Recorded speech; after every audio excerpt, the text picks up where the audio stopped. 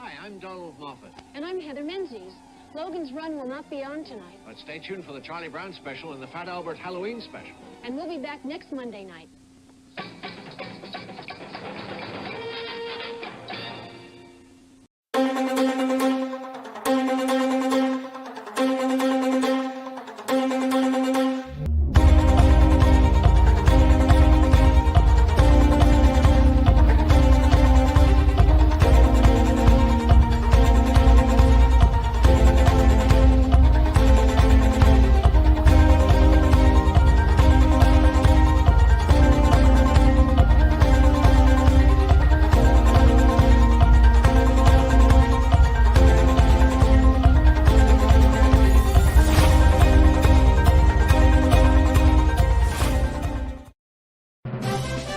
Word Balloon is brought to you by the League of Word Balloon Listeners.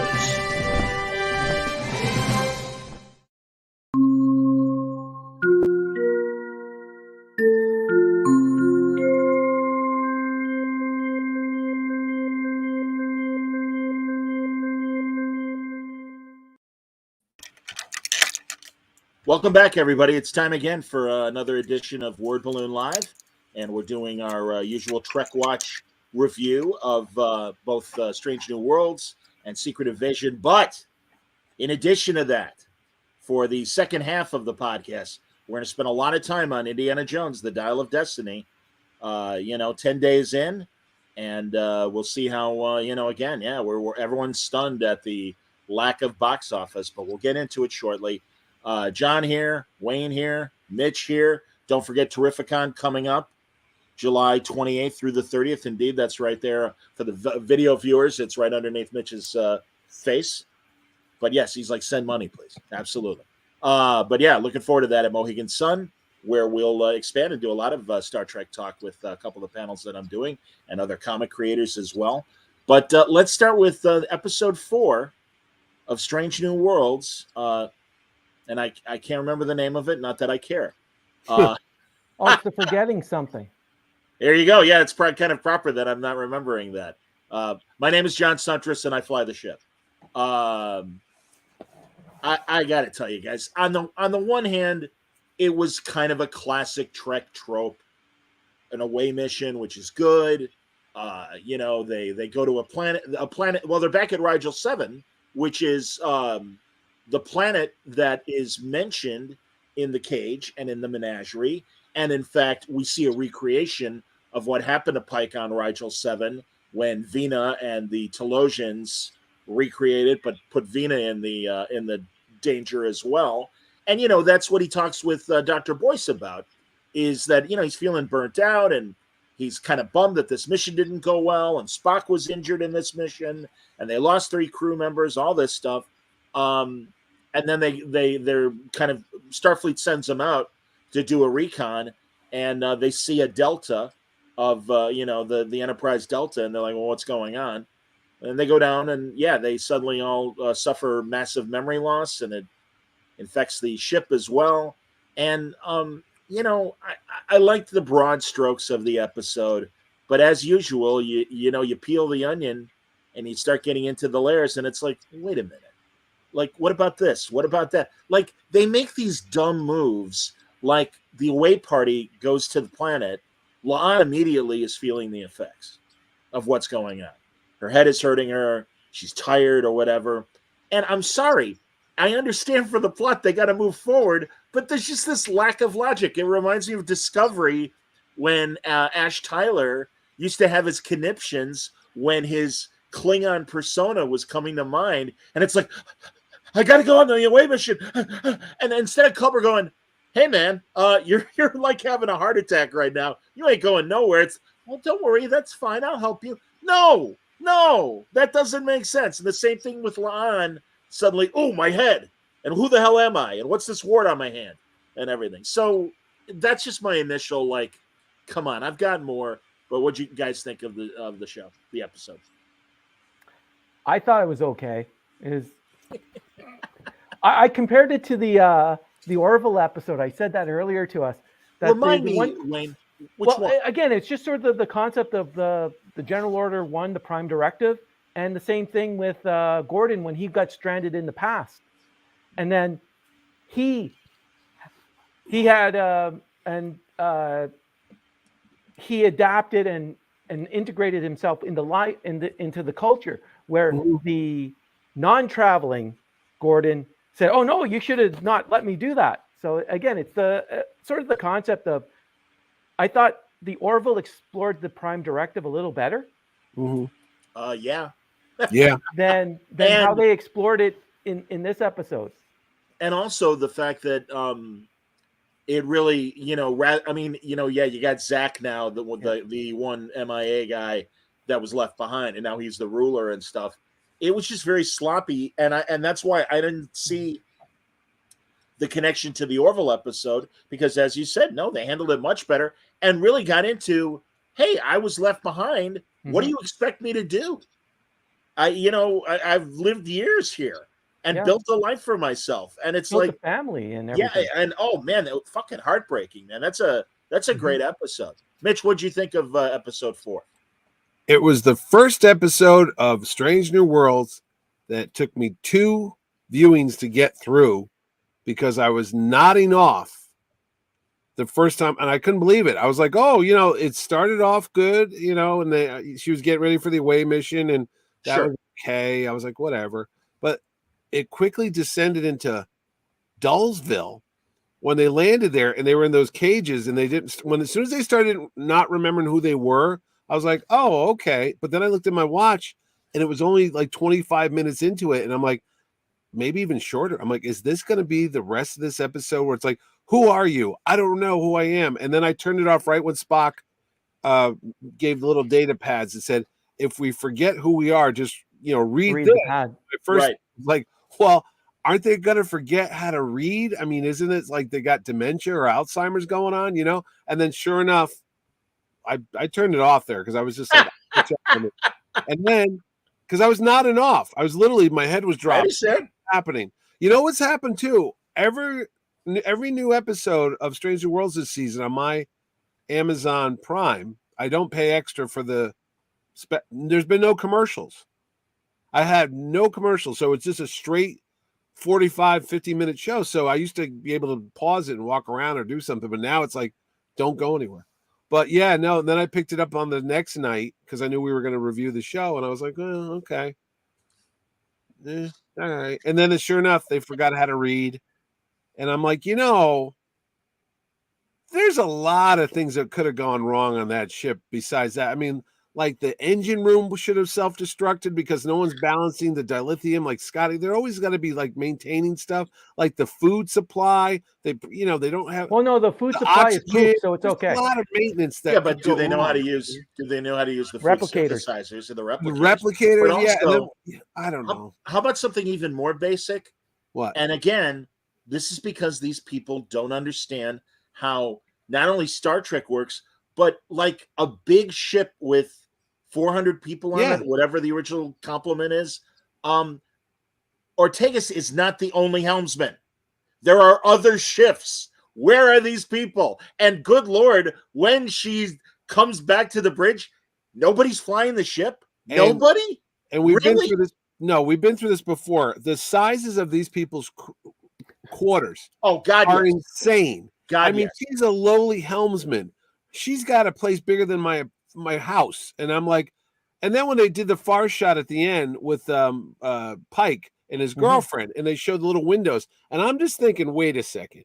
If there's 400 people or 300 people on it, and they each divide a room comparable to what he's got, how the hell do you have any room left on that ship for anything else? Because Gallifreyan technology. Oh yeah, it's bigger on the inside. Exactly. Because I was like, holy crap, I didn't realize his quarters were that. Oh no, they're huge. I thought it was just a porthole, Yeah, but I mean, my God, Discovery's turbo lift. Oh yeah, they got a grand piano. Oh yeah, it's like it's a cable car ride. I don't even think about the Swiss Alps and all that open space. No, these people again. No, they don't know what they're doing. But really, again, I want to ask, because truly, I want to ask fair questions when I get the opportunity to speak to Rebecca Romaine, who I have tremendous respect for, given the work that she has. But I want to ask her, do you think Do you think the Federation is a military, or that Starfleet is a military pursuit? Or, and I'm even ready with an alternative, because Dan Shan, who's a very funny podcaster and does a weekly Star Trek show as well with my buddies Larry Young and John Price. Dan and I talked, and it was hilarious because he was talking about the original series, and he's like, "Man, all these guys do are go to planets like, hey, can we have your dilithium? How you doing? I'd like your dilithium, please."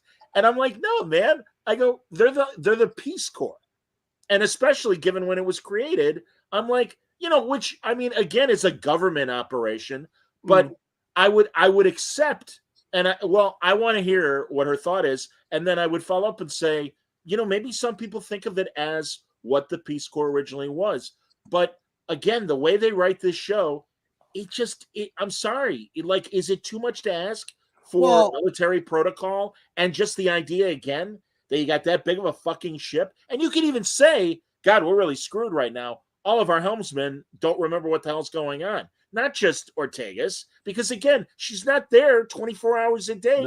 And if she's sleeping, who the hell is flying the goddamn ship? It's like the Next Generation episode that had the B crew and the C crew, or the night crew. Jellicoe.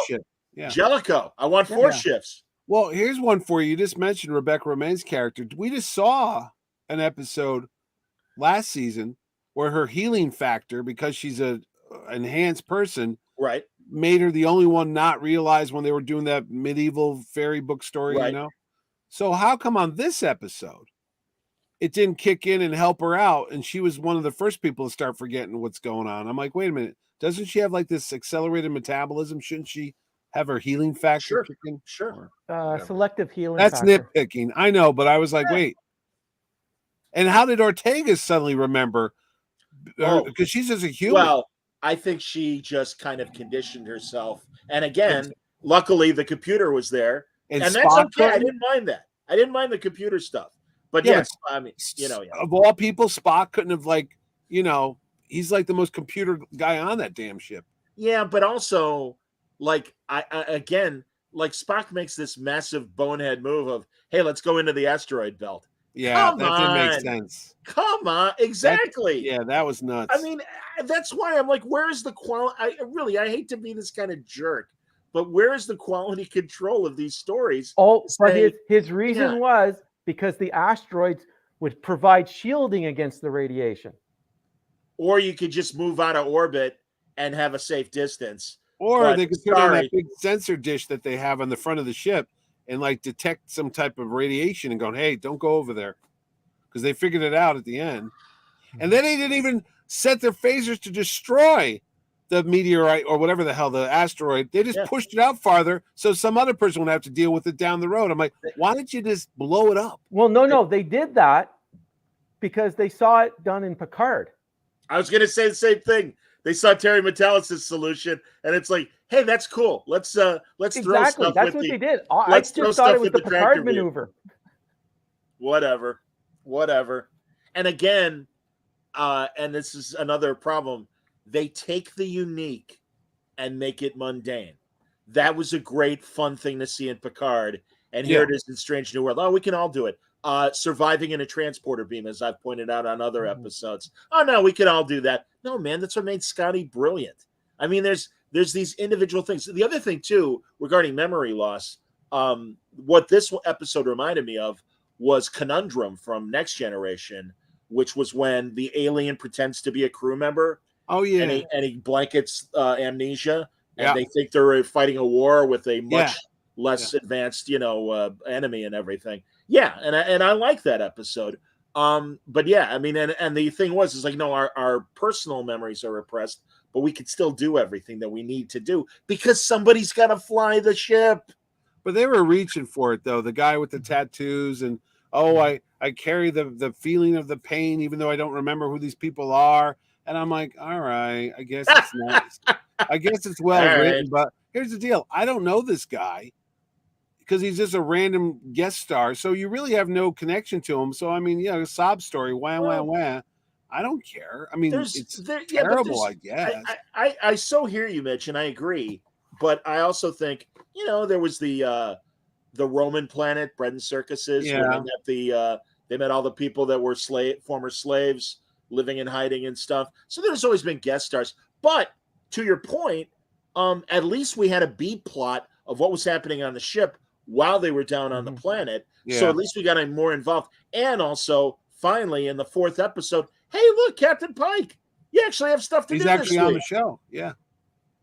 So I don't know, man. I again, it bums me out. I really try to look forward to every episode. And guys, I know what's coming in this 5th episode. I don't know if you guys have seen the preview. No. I am not going to spoil. But man, is it the Lower Decks one? No, it's not. Something happens to Spock, and you might have seen it in some of the promos for the show. No, I for the audience's sake, I don't want to spoil. I'll tell you guys. I'll find out on Thursday. Yeah, or I'll tell you guys when we're not talking. But yeah, I mean, I hate spoiling. I used to look forward to. Well, I don't want to throw the show out the window. But I was looking for last year, every Thursday, I would get up early to watch Star Trek. And again, I don't want to say the show sucks because it doesn't, but it's lost that, you got to watch, you got to see it right away, because I'm kind of like, well, so far, 3 episodes in or 4? We're 4 in. Yeah, only 6 left. Not one of them has been memorable. I'll tell you that. I'm like, oh yeah, they're kind of like, there. That's interesting, because I would say that La'an's court trial is memorable. I don't think it was well executed, but I think it was memorable. No, man, again, and I'm a broken record, but they play at Star Trek. They don't get some obvious story logic things like big ship. There's got to be more than one helmsman. It's so funny. I was literally watching the original series and The Way to Eden, because I haven't seen it forever. And I wanted to watch the space hippies and everything. And Uhura isn't in the episode. It's another communication. It's a white blonde woman that's the communications officer in that episode. Or think of the other times that Sulu's not on the bridge, or Chekhov's not on the bridge. DeSoto or DeSalle was the other guy. Right. Yeah. I love DeSalle. I'm a big DeSalle fan. Yeah. No, and the other thing, the Doctor, they're developing his stuff, because a couple weeks ago they showed him, fighting. Right. Practicing, so that's the thing now. So he was kicking ass on this episode when they beamed down. Oh, wow, the Doctor's pretty cool. He's like their Worf. He could hand-to-hand combat. Yes. And then weird, he got shot in the leg. He just walked it off. I was like, oh, this is going to be a big plot point, because he got shot in the leg, but it's like, it's just a flesh wound. Exactly. It's just a flesh wound. That looked like it hurt. You know what I mean? I'm like, a fucking phaser hit you in the leg, and you're like, I'm all right. Babs, the actor, and I don't know how to say his last name. Yeah, I know. But I'll call him Babs because we're tight. He is a former jiu-jitsu. Is he in real life? So I don't know. I'm like, I don't know why. So that's okay. I'm cool with that. And also, fine. There's, again, they've already established that he and Chapel were in the Klingon Wars. Oh, okay. No. She wasn't in the wars. He was. Oh, he was, because he's the one that has the PTSD from it. And he shoots up with his kung fu drug. Go ahead. Did Pike's girlfriend? She was on last year, right? Oh yeah, he told her that he's going to die or get messed up in 10 years or 8 years, whatever it is now. That he's going to be in the wheelchair. Did she know that's coming? I don't know. I do know that he told number 1. No, I know that, and I don't know if he told the other captain. Captain Bateson, whatever her name is, not Bateson. Yeah. I thought he would have told her that, because I'm like, oh, that's his girl, right? I guess not. Well, and again, universe. He's going to survive. Oh God, I hope not. God, please don't do that. But you think they're going to jump? He's going to jump into another universe? No. This is a totally different story universe, so he could survive. Well, given what they did in the last episode of the first season, I don't think they'll go that way. Did I tell you guys my theory is, and if I said this last week, forgive me everybody for repeating myself, but I really am kind of telling all my Star Trek friends, my theory is with La'an, whenever this show finally ends, a temporal agent is going to show up and say, I'm really sorry, you don't belong in this timeline, and she will vanish, and that will solve Kirk and Spock not knowing who ever meeting her. But in classic crappy writing ways, there will be some sort of totem that represents La'an that will be left behind to show the audience, oh, don't worry, we haven't forgotten her. It's okay. And that's my theory on La'an and how they're going to solve this paradox of why don't Kirk and Spock. And again, Wayne, I am with you. What they have done. Mitch, were you with us last week? Forgive me.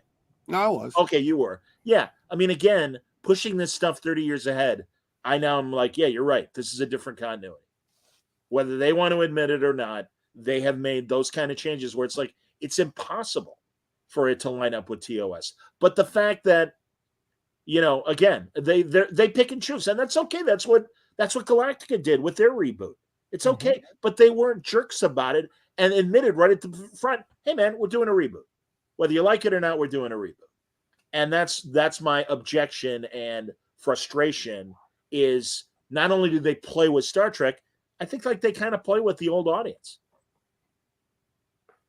Well, they want to make sure that they at least have some type of basis, like just sort of a group of people to watch the show. Mm. Well, why wouldn't they if they followed canon? Well, no, they don't. No, they don't care. They just need a couple of people from the old. A couple people. Wayne, I don't know, man, because again, No. all the financial reports are that Paramount's in trouble with this. All the streamers are. Well, and, why would you piss off potentially half your audience? And I don't know the head count. None of us do. I think Wayne. I think you got to something, and it's going to tie into later on when we have another discussion. Hold on. Yeah, Wayne, I want you to and then by all means, Mitch. But Wayne, I want you to like kind of take an informal survey while you're down in Vegas for the Trek convention and go, do you just like the old stuff? Do you like the new stuff? What do you think? Whatever. I'm sorry, Mitch, please. Yeah, please, Mitch. Go ahead. What were you saying? No, I was going to say this ties into our discussion later on about another franchise in older fandom because now it's becoming more apparent to me. Because now I'm in the thick of it. I mean, we fight about Star Trek and why isn't it like the show we liked? But now I got my other guy, my Indiana Jones too, and I don't want to jump ahead, but there's definitely a diverse fandom out there now, and I see it every day now, more and more. So. But it's a full. We'll get into Indy. Yeah. I do think that a lot of us that are frustrated with new Trek are still hopeful, and again, I think are served with good episodes. Really, I certainly liked last season enough. Yeah, that I was excited about this season. This season to me has been a disappointment, and we're only 4 episodes in. You got the Lower Decks crossover. We'll see how that is. I will say that it certainly seems like this week's episode, without going into more detail for the listening or viewing audience, is going to be a comedy. And it's when you see, again, I look forward to our conversation. Whoever, I guess, may just be me and Mitch, because I know Wayne's going to be busy with San Diego. And no, I just got a bad feeling about it. It's not going to be like what's the musician, the guy they're always singing about? Not Cole Porter. Rogers and Hammerstein. Right. It's not. No. It's Gilbert and Sullivan. It's not a musical. Please tell me it's not Brigadoon. I have heard rumors that we might be getting a musical episode this season. Oh. And I'm sorry about that, but no, next week's episode. That's what I thought you were hinting at. So please don't do one of those. No. Yeah, we'll see. Again, just like last year with the storybook episode, it's like, can we just know these characters and can you write some decent Star Trek before you start toying with us? Well, but no, man, again, it's I don't think they're mocking Star Trek, but they are treating it incredibly light. And it's a choice, but it's disappointing because there was lightness in the previous incarnations, but it was still an action adventure show that didn't mock the characters. And again, I mean, we'll see it more coming up, but we even saw it this week with Spock, where Ortega's, well, Spock blew it again, and he's got to learn. And it's like, no, man. I'm like, again, it's like, and someone even brought up the other thing. I'm like, well, he certainly spent a lot of time with humans at Starfleet Academy. How about his mom being human? Like, you don't think Amanda explained Earth customs to him and Earth behavior, and he probably saw it in his mother? I don't buy this naive freshman year Spock that is like the knucklehead that everyone's got to, Spock. You got. It's like, give me a But, break. but aren't you more concerned that Jess Bush changed her haircut? I did. I noticed it's more blonde this week than that silver thing going on. I was in outrage. I was, I saw that. And I know she plays a big role in this week's episode as well, and that's fine. Oh, that's good. She's great. No, she's terrific. And again, I probably because I've got this crush on her that I don't mind the changes they've made to Chapel and everything. She was just, not that I'm stalking her. She was just in New York City, and I was there too on Saturday. Well, we're gonna get into your adventures, Mitch. All right. Any other thoughts on this week's Strange New Worlds? No. Okay. On a scale of 1 to 10, I'd give it a 4. Okay. Hey, I'd go again, if you 5 or guys liked 6. it, awesome. Go ahead, Wayne. What'd you 5 think? or 6. It's just a passable episode. Yeah, Oh, it was like a I filler. was thinking out of 5 when Mitch said. Oh, sorry. Is that out of 10, Mitch, or out of? Oh no, I'm at a 10. Yeah, Okay, I was doing. 4. I was following Okay. Mitch out of 10. Yeah, and again, the basics of it, and someone else I was talking to was like, yeah, it's like a run of the mill TNG episode that it's like it's fine. It's not amazing. It's not memorable, but it's fine. Again, if you really want to nitpick, it's like, God, I heard someone say that Zach, the officer that was left behind that became the king of Rigel 7, he's wearing a modern Star Trek uniform, and it's like, shouldn't he be wearing a Discovery era uniform the way everybody else was, or like some older version? Yeah. No. Or the extended black under the big black collar. Yeah. It should have been the extended black collar because that's what right. Mike had. And again, I'm just reiterating what I heard someone else say, and I'm like, all right, I agree, but I'm cool with whatever. That's fine. But yeah, I mean, just again, these little things. The biggest thing to me was, again, that Ortega seems to be the only helmsman on the ship, and it's like, come on, man, it's a big goddamn ship. There's no way it's just one pilot. I'm sorry, but whatever. What do I? But she's a really good pilot. Yes, I know. She flies the ship. She flies the ship, absolutely.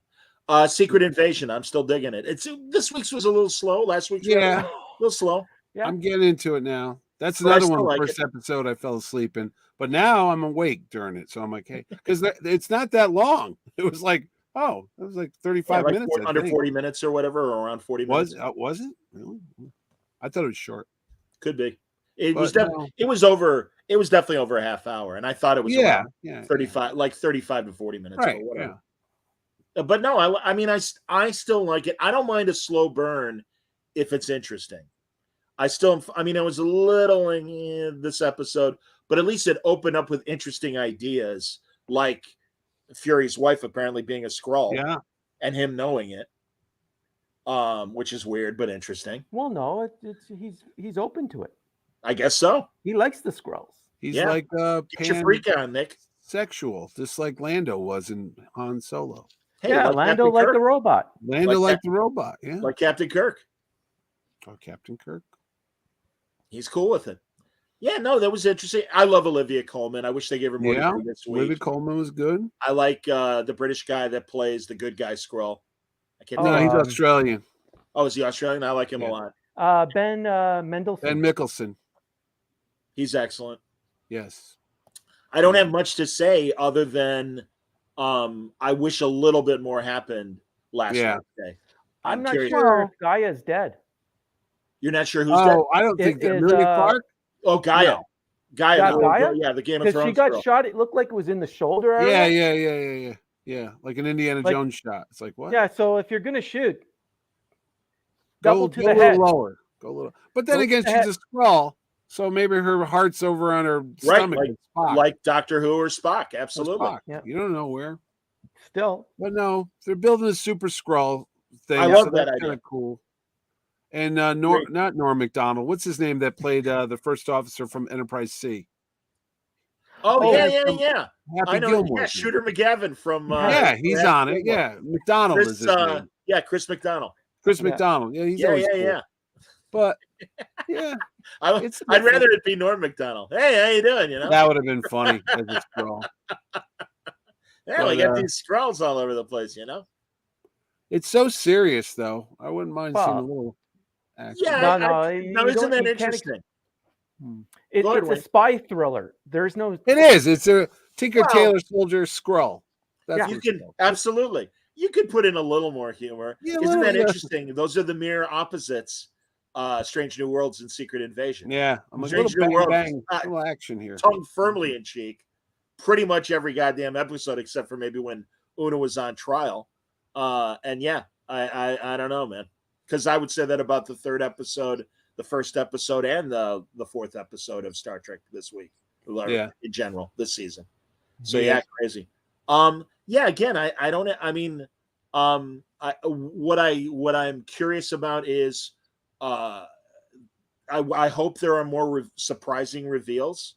We've got. I mean, I'd like to see more of Rhodey, and I imagine we will at some point. Is it really Rhodey? I don't know. I mean, that was the fun of the comics book Secret Invasion. Was God, like my favorite moment from the comic was when Mockingbird is revealed to be a Skrull, and Cliff had, Hawkeye had no idea, and he's so bummed, and it's just like, oh, because they made up, they were on the outs, and then Skrull Mockingbird makes up with Cliff and everything, and she doesn't know she's a sleeper agent, and in fact, if I remember the scene correctly, she turns Skrull, and she's like, Cliff, why are you looking at me so weird? And it's like, bing, because you're an alien, honey. Because I've been screwing a gorilla, in the words of the man with two brains. When Steve Didn't Martin they says, also sort of retcon the whole Hank Pym and Janet Van Dyne slap? no, they wanted to, or at least it was, the subject was broached, and it's one of my favorite Marvel Summit meeting stories where they're like, no, man, it's got to stick because like Hank needs that for his character, otherwise he's another generic hero. And it's like, I'm okay. I mean, as shitty as a move as it was, it's like, well, then, yeah, if you, and especially in this current environment, it's like, I get it. You should do that. But whatever. I'm trying to get Bendis to come on sooner than later while Secret Invasion is going on to talk about comparing it to the comic and also talking Spider-Verse as well, of course. So, which I still haven't seen. That's the one I am determined to see it before our next episode.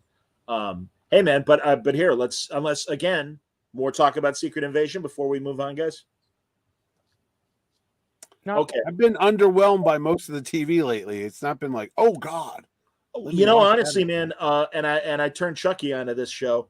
Schwarzenegger's Fubar is fantastic. Yeah. Fantastic. That's a fun show. I'm hearing good things about Silo. I haven't watched it yet. Didn't see that. I know Foundation is coming back for season 2 at the end of the week. So there's what is that. this? I read that the Citadel thing for Amazon was a big bust. They lost a shit ton of money on this thing or something. They spent a ton of money on it, and it's kind of an empty action show. It's kind of a poor man's Mr. and Mrs. Smith. Yeah. Yes. With a sleeper. What did they expect? What was going to happen? Well, but Mitch, honestly, and it sucks. These guys are spending money like drunken sailors on these shows, and it's like I don't understand why Citadel had to be so expensive because it is also done spin-offs for it too. Oh yeah, there's supposed to be sort of like a side storylines that would be parallel taking place. Oh, with Tucci's character, right? Stanley Tucci? I think so. Isn't he on that? Yeah. Yeah, the likelihood is he'd probably be on both shows, given that he's the spy master. Yeah. What was I going to say? I know that The Boys just started shooting season 4. I heard Jack that. Ryan came back. I didn't watch. Jack Ryan's back. I haven't picked it up yet, but I don't know where Reacher is. That should have been out by now. Reacher season 2. It's done. Trust me, I know. Well, and again, with the writer's strike, maybe they're stretching things out a little bit. Maybe. That's all I keep thinking too. Because I mean, and as we get into Indiana Jones and everything, yeah, I mean, it's I don't know, man. I'm trying to think of other current. Oh, I did want to mention, and if you missed it on Saturday or Friday, I forget what night it was on. They're going to repeat it on Tuesday on the CW. Mark Altman and Roger Lays and Scott Mantz produced. They had a Kickstarter a couple of years ago for what I thought was going to be a movie, and it's called 1982 Best Geek Year Ever. And what they've done instead was, because Mark has ties to the CW because he had his show Pandora on the CW. They've turned it into a summer series, and it debuted at the end of last week. And again, if you missed it, the first episode is repeating on Tuesday night. It's great. It's really, and I mean, I get it because, man, when you go down the list of all the amazing movies that came out in 1982, Yeah. not only geek stuff like E.T. and Star Trek 2 and Rocky Blade 3, Runner. Blade Runner, Mega Escape Force, from New York. Escape from New York, Thing. Officer and a Gentleman, Yeah. and Night Shift. Yep. I mean, they even have Ron Howard and Henry Winkler talking about Night Shift and everything. And the first episode is about how Poltergeist and E.T. came out like 1 week after the other, and that stuff. But it's also great because they have, in addition to Ron Howard and other filmmakers and actors, they're talking straight about what's happening in Hollywood these days. Dean Devlin was on, and in the first episode, and he said, I had a pitch with a bunch of the studios, and all of them kept telling me, God, this is a great idea, but we're not going to make it. And he's like, why? And they're like, well, it's not based on anything because it's an original idea. And it's like, oh my God, and thank God Devlin got The Ark made at Sci-Fi Channel because that's a great new show. And again, I recommend it highly for people who haven't seen it.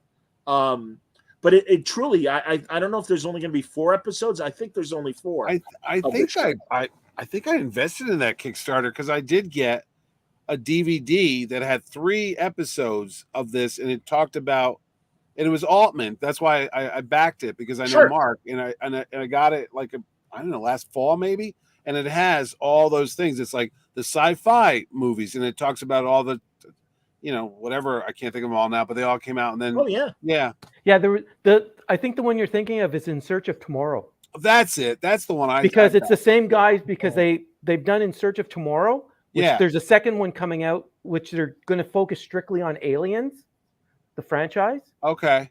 And they also have done In Search of Darkness, which is the 80 horrors. They did 3 volumes of it, and it's amazing. It really goes through and talking to the actors, the directors of the classic flicks from the 80s, because that's a huge creative period.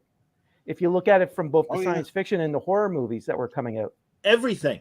Again, even Fast Times at Ridgemont High, another great comedy from that period. No, it's like this is when, and this is what they point out, and I'm really amazed at the candor from everyone they talk to because they all kind of are shitting at or on the current studios and their choices, and it's like they play it safe. They only go back to recognizable IPs and all that stuff, and it's like, where's the original ideas? And it's a shame because even things like Beastmaster and Megaforce that are cheese, they're fun cheese. It's very interesting. So I highly recommend 1982 Greatest Geek Year Ever. It's on the CW and it's currently weekly. So I highly recommend everybody watch it because you'll really and again, we're all old farts and we remember 82 fondly, but it is interesting to compare the movie landscape of then to what we're dealing with now. I would say you can do the same thing with comic books. Sure. I find the comic books today are very derivative, and I'm sort of like burnt out from the 80,000 titles of Batman, and I love Batman. But I think of the Marvel in the 70s where you got Killraven. Okay, it didn't last long. Didn't matter. They come up Deathlock. Deathlock, my man. Yeah. It's Man-Thing, Deathlock. Oh my God. Even with DC where they got OMAC. As Kirby's Fourth World. You're not seeing the creativity just to try, or Jim Starlin when he was doing Warlock. Yeah. Well, what I would say to that is that you're right about DC and Marvel being derivative. However, we got Image, we got Vault, we have Aftershock, we have all these other publishers that I think Scout. I'm going to talk to a guy tomorrow afternoon who has a new Scout Comics sci-fi. Scout Comics, I remember them. Scout is very good. Mad Cave is very good. Yep. I mean, so honestly, God, look again, and plus all the Image books and stuff. So, I don't necessarily blame Marvel and DC for mostly dealing with the familiar. Although I'll be talking to Rom V sooner than later about the Vigil, which is a brand new superhero team for DC. But that goes to what you were saying, John, about everything being derivative. Like the studios are want to go with the safe. Marvel and DC just want Sure. to do safe stuff. It's They safe. just- Yeah. Well, yeah. No, you're right. And again, this is a good opportunity now to get into our talk about Indiana Jones. And Mitch, obviously, you got to take lead here. I'll ask you questions, and I'm sure Wayne Yes. as well. How long? First of all, how long have you been doing? Is it called the Indie Podcast? Forgive me. The Indie Cast The Indie Cast. started in November 2000. No, wait a minute. No, it started in May of 2007. Okay. Because they were filming Indiana Jones and Crystal Skull here in New Haven in June of 2007 because I was watching the filming because it's my hometown. And I was working on a website, and I still do. It was called the Raider.net, and it was the Indiana Jones official, well, not official, but the website. There was the Force.net, which was Star Wars, and then there was the Raider.net, which was us. And it was everything Indiana Jones. It was all the movies and all the interviews and everything. It was like a Wikipedia type of thing. Yeah, like an aggregate site for everything. Sure. Yeah. But we were writing original content. I used to write original articles. We'd have reviews of toys and books and comics and all that. So I lucked into being the on-set reporter, even though I didn't mean to do it. And I was watching them film, and I was taking pictures, and then I got in trouble because you're on a public street. And then I walked right into Harrison Ford and Spielberg, literally walked into them filming the scene at the motorcycle chase through Yale. And they're like, "You're on a closed set." I'm like, "No, I'm on Wall Street. I grew up here. This is where I was born, down the street." And they're like, no, you're on a closed set. And then it was a big to-do, and it was on the news, and they took my camera from me, and they deleted my pictures. And then my friend who worked for the TV station said that's against your rights. You can't take someone's camera and delete pictures. And, this isn't, Russia. Right. And then Frank Marshall came on the news, and Frank Marshall came on and said, "We're very sorry for what happened." And I was like taking the hit for all the fans out there. He said, "Come down, take all the pictures you want." Because the mayor was involved. It was crazy. But that's anyway, hilarious. Yeah, I made a big splash. And then the Lucasfilm and Paramount Pictures people knew me right away after that. They're like, "You're Mitch, aren't you?" I'm like, and they're like, "Yeah, just don't ruin anything again, buddy. Thanks for getting us all in trouble." And so, yeah, but then we started doing the podcast. Ed Dollister, who's in Australia, he's the host, and then I would write the reports, and he would read them, and then I came on the show like episode 3. So for how many years is that? 17 years now? 16 years? 16 whatever years, 2007 is? Yeah, 16 years. We were weekly, then we went bi-weekly because there was a drought of 16 years with nothing to talk about. I was going to ask, yeah. What do you talk about? What do you talk about when there's no new product? Absolutely. We talked to the caterer. We talked to the guy who made the guy who vacuumed the sets at the end of the day. But no, we've been. Did you really? Did you get that low? We talked to everybody. No, I'm not kidding you. That's great. We have more stuff than you can imagine. But it's a lot of shows. But then we would get niche. We do John Williams stuff and all that. But anyway, yeah. So that's the IndieCast. It's out there. It's like 400 or 500 episodes. It's out there on your IndieCast. We were voted. We were a top 10 iTunes download at one point in our life. We were in the top 20. The Raider.net was picked by Entertainment Weekly as the #1 fan site of the year back in like 2009, back in the day. Now we're all old men, like you said. So anyway, yeah, fast come to today. Got invited by Lucasfilm. Got my little badge here to go to the world premiere in Los Angeles. See that? Yep. Wow. Anyway, so I flew out there. I was at the red carpet. It was me. Ed came in from Australia and saw George Lucas trip and fall on his face. True story. Oh, dear. Yeah. Grauman's Chinese. Well, it's not Grauman's anymore. Yeah, no, it's called the Chinese Theater because I thought, because it's politically correct, they wouldn't call it, but no, it's big letters, Chinese Theater right on the side. No, I understand that. It's just not Grauman's anymore. But but they still call it the Chinese Theater. Sure. And that's the decor. I mean, where all the handprints are. I've been there. Absolutely. So this was the premiere. You were just to make it clear when you say red carpet. Saw the first showing of Indie. I did. Other than the Cannes Film Festival, I guess I saw the second showing. Right. And all the stars were there. Harrison Ford's and Spielberg was there, even though he didn't direct it. He was a producer. He actually talked to us. I got to talk to Spielberg. Did you Because record this I'm stuff, that Mitch, guy. or no? What? Did you record this stuff? I or no? did record it. There's video of it. As Spielberg, what happened is they asked a lot of the Indiana Jones fans to dress up like Indiana Jones or Sala or any of the characters. Sure. And they had like a little fan pit. And then as the actors came in, they like, come on, cheer. So it was fun. And there was a lot of us there. But me being me, I know how things work on red carpets and conventions and such. So I was like, the heck with this. We're not staying with those people. We're going down the end of the red carpet and we're going to just be with the actors. So sure enough, me and my friends went down the red carpet. And at the end is where all the suits were, all your Hasbro exec, your Disney execs, and all the like muckety mucks, not the fandom, but the business side of it. Yeah, and they're all standing around in their suits and no one's bothering them. They're not looking like dorks. But here come Ed and I dressed as Indiana Jones, and they're all kind of like, loser. But no, I didn't say it. But you're trying to have a serious conversation with the head of Hasbro, like, so what do you think about the latest sales reports and stuff? As you're wearing a hat and you got a whip, got the Holy Grail, and you hold your head up high. So I'm there, and we're just talking. But all the stars, they would do the press line where they talk to the press. And then they turn and walk into the Dolby Theater where they have the Oscars. Right. And that's where the screening was going to be. So at the end, they stopped talking to the press and they turned, and then we were right there. And they weren't expecting to see the fans because they thought they put those people securely away from the normal people. But they're like, how did these two get here? I'm like, exactly. don't you know who I am? I'm the king of the nerds. That's why I'm here. And sure enough, they were right there. So Spielberg comes down the road. I thought I told you, my friend had watched The Fabelmans, which is the last Spielberg movie, and he did not care for the ending about, if you watch the movie, it's a juxtaposition of the horizon line, and if you put it in the middle, it's a boring movie, but if you put the horizon on the bottom or the top, John Ford tells the Spielberg character of the film, it'll make it an interesting movie.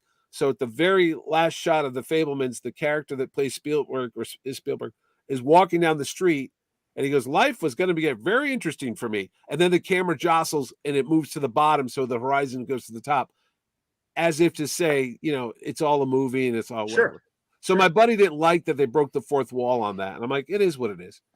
So there's Spielberg right in front of us. I'm like, well, why don't you just ask him what he really meant by it? And then my friend's like deer in the headlight.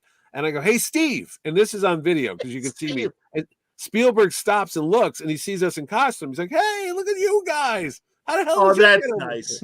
Yeah, and he's got a big smile. He's pointing to us. And then I just go, about the Fabelmans, Steve. What did you mean by the end of the movie? Were you saying his life was going to get interesting, or wasn't it? And he goes, wasn't it obvious? I go, well, if it was obvious, I wouldn't be asking you now, would I? Well, what I meant to do. And my friend is like, holy shit, I can't believe you're criticizing Way to go, Mitch. Steven Spielberg. And I said, I'm not criticizing the man. You're I just want a clarification. There's a difference. And then he walked by, and my friend goes, hey, he goes, maybe he'll go back to making like Indiana Jones movies because you've just like destroyed him. Like, why am I making art? This guy doesn't even know what I'm doing anymore. No. And then Lucas came by with Melody Hobson, I believe. Is that his wife's name? Yeah. And he went to, and all the red carpet is a street. It's just like a regular street, I know. But they put a red carpet over it. So George went to take the turn and he tripped over the curb. And he went down. All these security guys were like, billionaire down. Yeah, and they're all like picking him up and dusting him off. And then there's a lot of weird people there that you don't know why they're at an Indiana Jones premiere. Like Chris Wallace is in front of me, Mike Wallace's son, the reporter. Yeah, the reporter, absolutely. The guy Fluffy, the comedian. Gabriel Iglesias. Gabriel, he's there.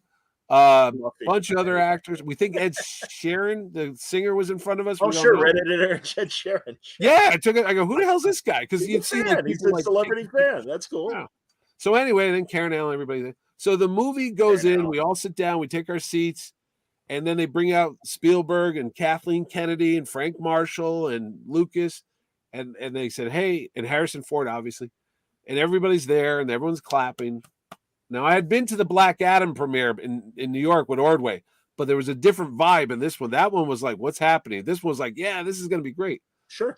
And the curtain goes up, and there's John Williams surprise with a 100-piece orchestra, and he plays 3 songs. He does the Raiders March, this new one he did called Helena's theme for the Dial of Destiny, and then he did the Chase music that they played during Crystal Skull when they were in New Haven. Because he knew I was there, I said to my friend, he pointed up to the crowd, he goes, "This one's up from Mitch from New Haven." I was like, "Yeah, New Haven, yeah, right it goes, Williams." So the movie starts, and I tell you, when it was over, I felt like I was waking up from surgery because it was like a numb feeling. Because one, we had like no sleep whatsoever. We've been on adrenaline for like a day. So, and plus, you're not in a normal movie theater. You don't usually go to the movies with Spielberg, Harrison Ford, and Lucas sitting there. Sure. So I'm like, ah.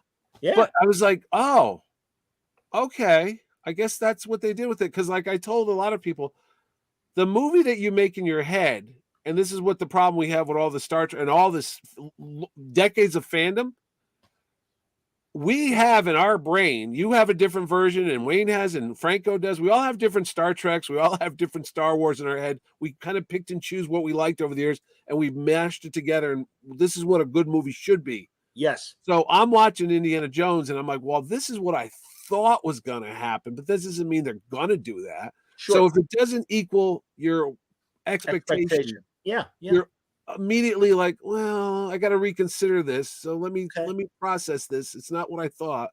I'll see it again. And then I've seen it a couple times since then, and I like it more and more as I see it because I accept it for what it is and not what it's not.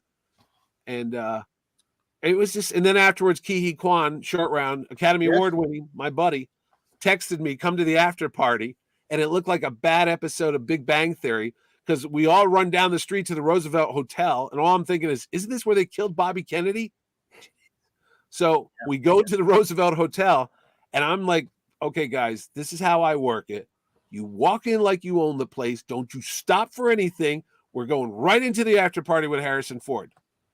Boom! I walk right in with Mads Mikkelsen. I'm in the party. There's John Rhys Davies looking for a hot cocktail weenie. Harrison Ford's having a drink. I'm like, I'm there. I turn around. My friends are nowhere in sight because one's Canadian, like Wayne, and the other one's Australian. And I go outside, and they're terrified out front. And they're like, "We don't want to get arrested. We've seen videos of the American Police Department." I'm like, "What are you talking about?" They go, "We're going to get in trouble." I'm like, "You're not getting in trouble. It's just a party. We're not breaking into You got the magic pass. We got the pass." And so we go inside, and now we get stopped. Because why? Because 3 of us are dressed like Indiana Jones at a party where everyone else is dressed like normal people. And the lady goes, "Can I help you guys?" We're like, "What do you mean?" And we have bullwhips on our side and a hat and the leather jacket and a pouch. And we're like, it literally looks like freaking Howard and Sheldon. And what's the other loser? Leonard. Guy? Leonard, absolutely. Yeah. And Raj. we literally look like that. We all got glasses on. Like, "Hi, I'm here for the party." So she goes, "Can I see your party pass?" I go, super, "Oh, no, your super party pass, exactly." Yeah, and you got to flip the badge over, and there was like a little sticker, which we didn't have. But I said, "Oh no, I got something better." Academy Award winner Ki-hee Kwan texted me and said that we can come to the party. Look, and she's reading it. It says, "Come and meet me at reserved table in the back. I'll be waiting for you." And it's from Key because I know him from Terrificon.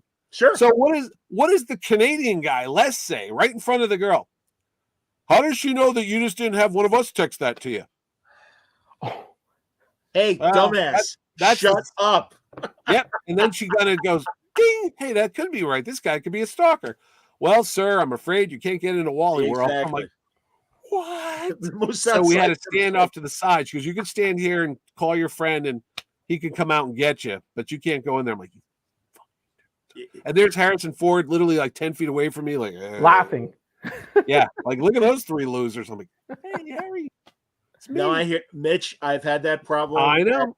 Boxing events that I've covered. Yep. Where, well, I know the guy. VIP pass. Oh no, you don't have the super secret VIP pass. Yeah. So yeah, believe me, I know. Don King did that to me many times back in the 90s. Yeah. Believe me. But to his credit, short round.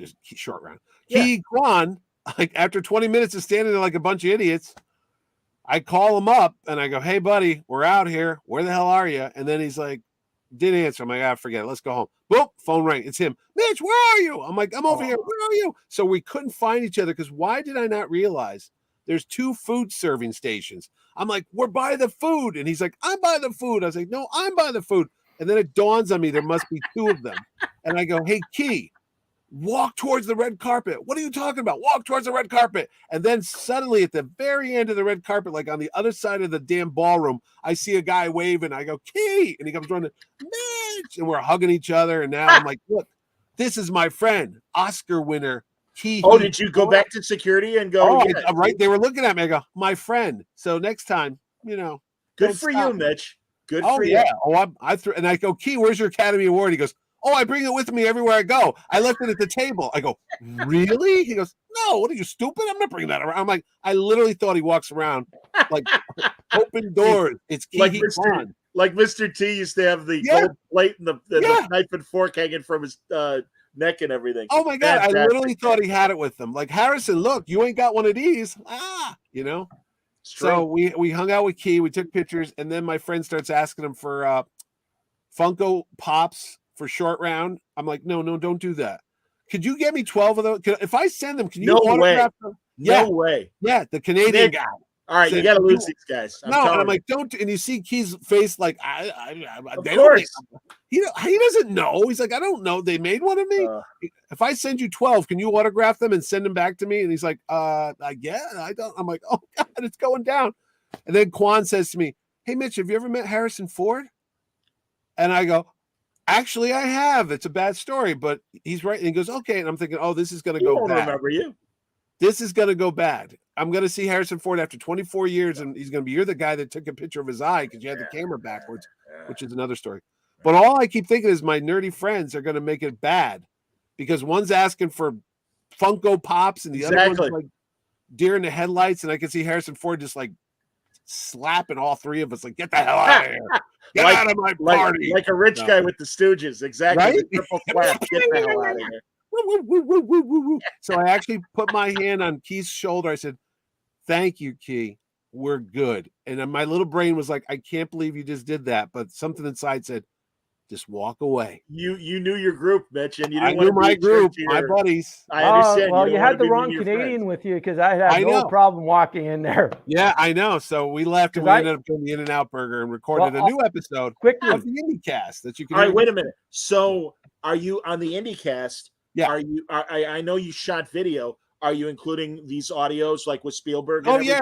Well, Ed is going. He's got back from America. It took him 20 hours. He just got back yesterday. He's been here for like a month. He's putting it all together. So if you go to the super special IndieCast, I don't know what he wants to call it, the extravaganza, it's going to be like 5 hours long because it's all the stuff that we did, the interviews. So you'll hear a lot of it. But there's a video. If you go to Mitch and Ed's Excellent Adventure on YouTube, there's like a half-hour shortened version of all the stuff I just told you.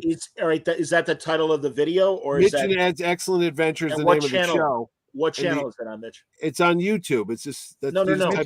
Like word. I have a Word Balloon channel on YouTube. Yeah, what is the name of your channel? That's our channel's name. That long name, Mitch and Ed's Excellent Adventure. I know, right?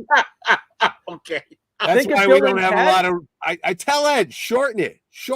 Yeah. Well, IndieCast. I mean, are other people using IndieCast on YouTube? Well, there you go, man.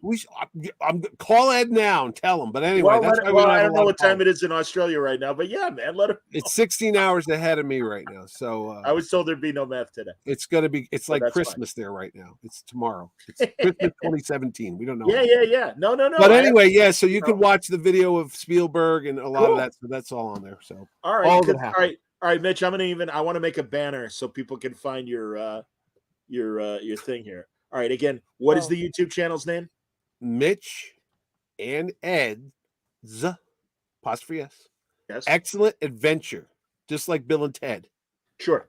And we have I think we almost have like 100 episodes of us reviewing movies and TV shows for the last 40 years. There you go. Yeah. Watch that show.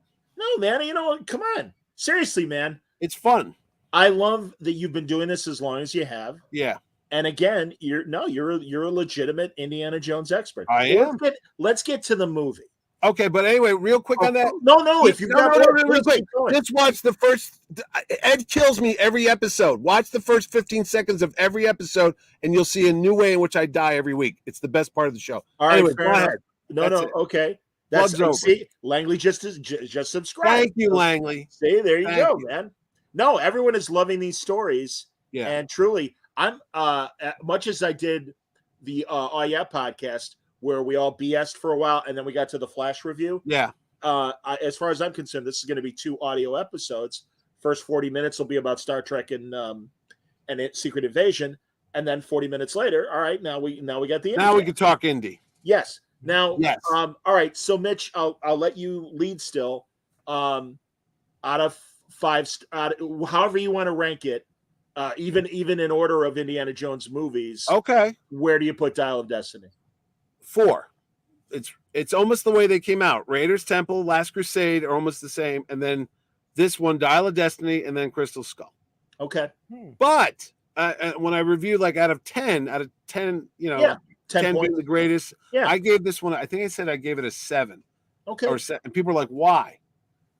And this goes back to Last Jedi, which I had my problems with Luke Skywalker. And it goes on to this movie and even the Michael Keaton in the Flash movie. And I put this out there on my review that I wrote. I don't know why modern Hollywood that has directors younger than you and I and Wayne in their 40s or so feels compelled to take the heroes that we loved in the 80s and just present them as bitter, angry, old, I'm going to say losers in a way, because it's like those aren't the idealistic, epic, heroic people I remember from the 80s. Now they're all down and out, and it's almost kind of depressing. They did it to Luke Skywalker in Last Jedi. Michael Keaton was a little bit like that, but they didn't go full downer on it. They started to. But Indy, I was just taken back because I remember the guy that was at the college that was assistant dean at the London, got married, was happy, had a family, big smile on his face, and now it opens up and he's sitting in a shitty apartment in the middle of New York City, little hungover, separated, drinking, putting booze in his coffee cup, going to a classroom that no one gives a crap what he's talking about. He used to have the girls write "I love you" on his eyes. Absolutely. Now he's sitting there and they're sleeping in his class, bored out of his skull. Man. And it was just so depressing. And I just was in the audience and immediately was like, oh, Indy's a loser now. And I was like, okay, but you know, that's just me. I thought he would be more like the Sean Connery character. He'd be more older, respectable, like a curator of a museum, like Marcus Brody. He'd be, you know, that businessman, not this bum. So anyway, that's just me. Okay. What did you think, John, when you saw it? I really liked it. Yeah. I agree. I didn't say I didn't like the movie. I said I just didn't like his portrayal. No, and I understand, but I even accepted where they put Indy at the beginning of not at the very beginning of the movie. First of all, that train sequence was fantastic. Oh yeah. Yeah. And I see some people going, it went a little too long. I'm like, not for me. I thought Toby Huss was great as his partner. Yeah. And Mags Mikkelsen. Toby Jones, excuse me. Thank you. Yeah. Toby Huss, animation voiceover actor. But yeah, Toby Jones was great. And Baron Strucker was Thomas Kleigman. I can't say his name. Anyway, the actor who was Baron Strucker in Captain America and the boat captain in the King Kong movie by Peter Jackson was the head Nazi guy. And he was great because I interviewed him years ago in New York Comic Con. And I said to him after the interview, if they ever make an Indiana Jones movie in World War II, you'd be a great Nazi. And that was 2019. And he was. I'm like, I called it. Wow. There you go. That opening was great. Except for his voice. You got to admit that. Well, that's funny, Mitch, because I literally was going to say, people are complaining about the voice, and it's like, what do you want them to do? No, because my friend Laird worked at Lucas Sound. That was his first job. He got hired by Ben Burtt and Lucas himself. Okay. And he was with us at the theater, and he created Guitar Hero. He works on Oculus. This guy's a genius. He's like, his birthday's July 12th. So we're all like the same week. So anyway. Happy birthday, Mitch, by the way, on the air. I know I'm giving up birthday sex to be with you, so you better be damn appreciative. I'm not kidding. Don't worry. Anyway. You'll have time to hit the sack. Don't worry. Well, my wife's birthday's on Wednesday, so there's a balance in the force. So anyway, the first thing I said to Laird is, why didn't they modulate his voice or clean it up digitally like they did to Mark Hamill when they had him on The Mandalorian? All they did was have Hamill read the lines, but they put it through some filters where he sounded like Mark Hamill of the 80s, right? Remember Adam West did those Batman cartoons before he passed away? Yes, of course. And they sounded so breathy and, hey, Robin, let's go. Joker. I was like, dude. All right. So wait, what was your guy's answer to that question? He said, and I said, why didn't they get another guy? He said, because honestly, it might be a lot to do with ego and a lot of things because Harrison's still there. And he's probably like, hey, that's how I sound. What are you doing? I'm like, you're already digitally making me look younger. That's your circus trick. You're going to play with my performance too. And he said, that's probably a lot to do with it, that he didn't touch the audio because he doesn't want to just be a puppet. You know what I mean? Of course not. But I thought they could have tweaked it a bit because it did sound like, what are you guys doing? I'm like, what are you doing? That sounds like Clint Eastwood in Gran Torino at the end. There, you know? So. It didn't bother me. I got to be honest. But you get used to it quickly. Yeah. And also, so that's the opening. I was okay because he is older. And I didn't feel, even though they gave enough reasons with the divorce coming with Marion, the fact that Mutt was dead, they gave us reasons why Indy is bitter. And I was okay with that. And also, despite his age, this is not Patrick Stewart in Picard season 1, where stairs are a challenge. I mean, he's running, and I know they also employed stunt doubles and they made latex like they not only digitally put Harrison's face on some of these moves, but also that I saw rubber masks. They have other actors. They have this kid Anthony Gruber who played young Harrison Ford in what was that, Blake Lively, Adeline or something, came out a couple years ago. Anyway, he played a young Harrison Ford in that movie, and he's in this movie. And I saw in the credits they list him. It says Indiana Jones 1944 body double Anthony Gruber, because he actually looks like Harrison Ford. He has the same build, the same face, and I think sometimes in the action sequences they might have had that kid running and jumping and stuff as opposed to Harrison, because come on. Well, I disagree with Mr. I disagree here with Mr. Vick, who says Harrison's ego kills him. No. He's 80. He's 80 years old.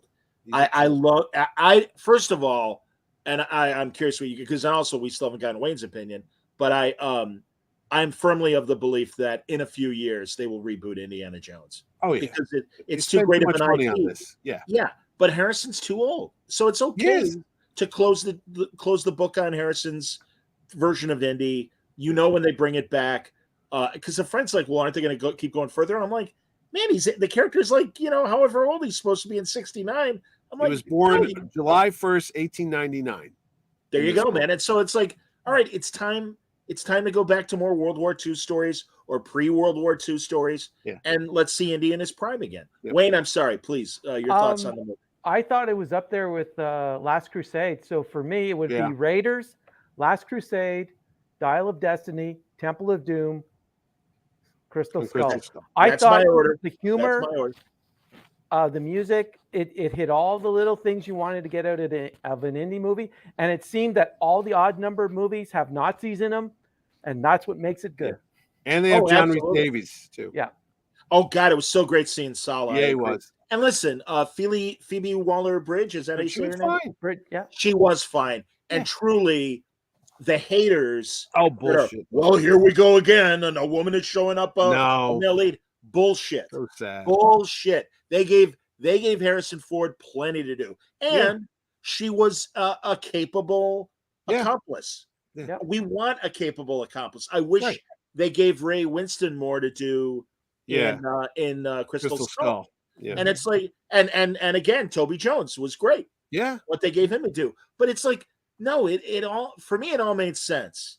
And I loved that. I am proud to say that our good friend Gabe Hardman came up with the chase in New York, including the horse in the subway. That was all Gabe, and got a lot of praise inside for that stuff, which I think is fantastic. It hit all the notes that I wanted it to hit.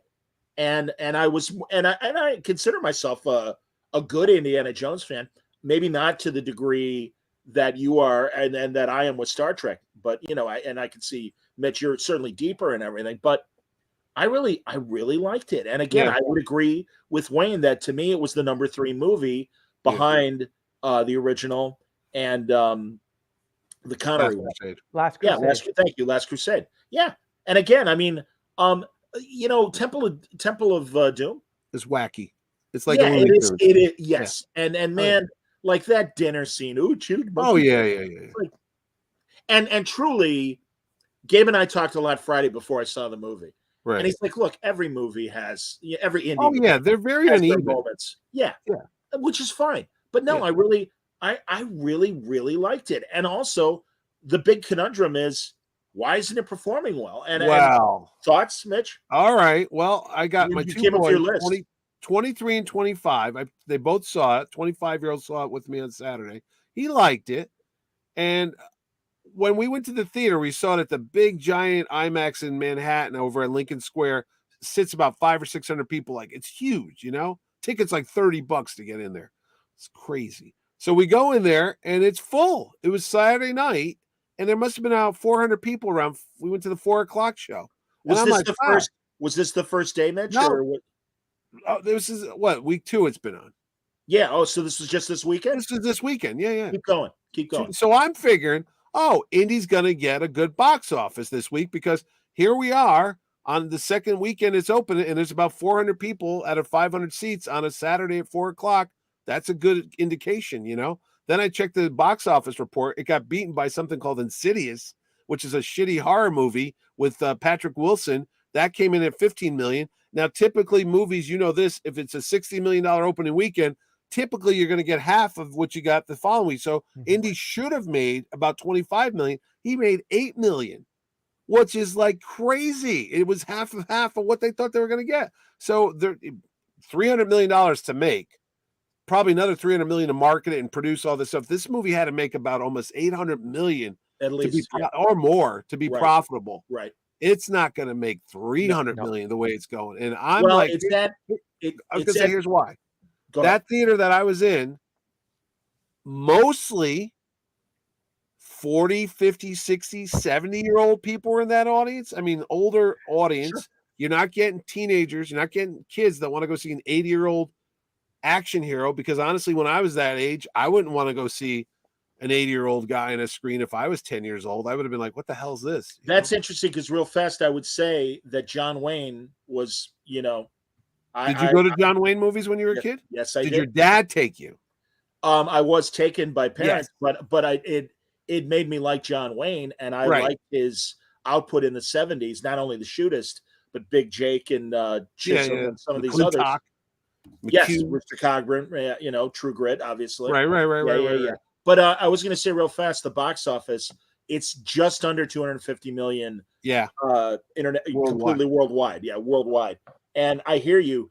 And in fact, here, Langley, respectfully, when he says, I think having a $300 million budget is smart.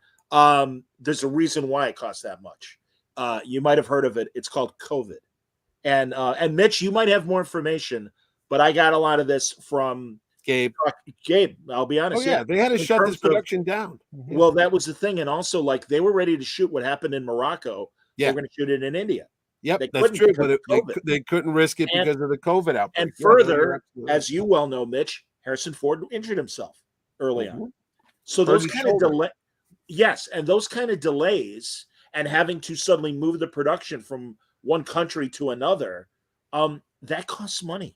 Yeah. And I'm not saying that it probably still wouldn't have been a $200 million movie. Right. But I really don't know the specifics of, because of these things, how much it added to the budget. But again, COVID protocols has screwed everything up. Yeah. And Ford being injured and having to move from India to Morocco. It's like, hey man, nobody wanted to make a $300 million. No, and the other thing is that CGI that you see that they do in the Disney movies where they de-age like Michael Douglas or Downey Jr., they only do that for about a couple seconds on screen, or maybe a minute the most. They had a 24-minute opening with Harrison Ford on the screen the whole time. That's expensive. That shit ain't cheap to go in there and digitally find every frame they had of him from all the Star Wars and ratings movies and map it so it looks like him. And that's not cheap, buddy. To make it look well. And a couple times it looked jittery. I admit sometimes like, well, that's a little, but overall, and everyone's like, it was really dark. I said, they do that just like Jurassic Park. They kind of darken it so you don't see a lot of the behind the scenes. Yeah, you'll see the edges of the rendering. Yeah, you don't want to. You just want to avoid that. You don't want to take you out of it. But And plus Harrison Ford's not cheap either. He ain't doing this movie for scale. He probably Do got. you have your list of the reasons? Oh, my why? top 10 list. Oh yeah, Yeah. I'll tell you what it was. One was the audience is dying out, and I said literally dying out. If you saw this when you were 45 in 1981, that was 42 years ago. That would Yeah. mean you're about 87. Okay. Which Yeah. I hope you're still with us, but a lot of people aren't anymore. So Just to add on to what Mitch just said, when Yeah. I saw it, I was bringing down the average age in the theater. yeah. I was 13 when I saw Raiders of the Lost Ark. I saw it on Sunday, and I swear it was 3:00 on Sunday afternoon. Me and one other guy. That was it. Yeah. For the theater. No, Just I two know. people. I know. No, So me crazy. and a lot has of other problem with seniors. it. The marketing, I know they did the Cannes Film Festival thinking it was going to be this tremendous everybody, hey. Yeah, big boost. Harrison got his award for his life of achievement, which is fine. He's done a lot for movies and he's made his money. He needs his gold watch for all the work he's done. But that Rotten Tomatoes nonsense that went out there on 30 critics, only 30 critics saw that movie in Cannes, and half of them liked it and the other half didn't. And because of the algorithm in the Rotten Tomatoes, it spews it. Oh, it only got a 50. And then that's all these internet jackasses ran with, these guys that are like the National Enquirer of the internet, because all they want is views and hits so they can get big numbers so they can monetize their website. Disney, drops the ball. Kathleen Kennedy, woke agenda once again. And they just love running with that headline 100%. And they just feeding frenzy. It was like sharks and blood in the water. They couldn't stop. Nobody saw this movie. Chris Gore, who I like as I like Chris Gore, but he's off target too on this one. He absolutely is. And it's like, again, it's that chestnut of, Phoebe is eclipsing Indy. She didn't. I don't know how to break it to you. And it's really I'm a little disappointed in him because I saw his review. No, I've known Chris for years. I used to talk to him at New York Comic Con. I supported his channel. I watched his Attack of the Show documentary. I supported that. I watched it and all that. I could not believe the stuff he was saying. I watched his review. I couldn't wait. And I'm like, oh my God, he was bashing Karen Allen, how she looks physically and this and that. And don't you remember back in 1981 when she had the retro butt? I'm like, whoa. 42 years ago. What are you talking about? Oh, you could hear the pubic hairs when the wind was. I go, hey, Chris, you're going to make me throw up right now. You don't talk about Karen Allen, buddy. She's like the Virgin Mary of the Indiana Jones movies. You don't freaking touch Marion Ravenwood, you freaking son of a bitch. But also, hey, man, I used to be pretty 42 years ago. Everybody did 40, because I said that to my wife. I'm watching the movie. I go, Harrison got old. He don't look like he did 42 years. Do you look like you did 42 years ago? I go, maybe I did. But, yeah. I don't know what Mr. Vic is saying. Maybe you guys can decipher this.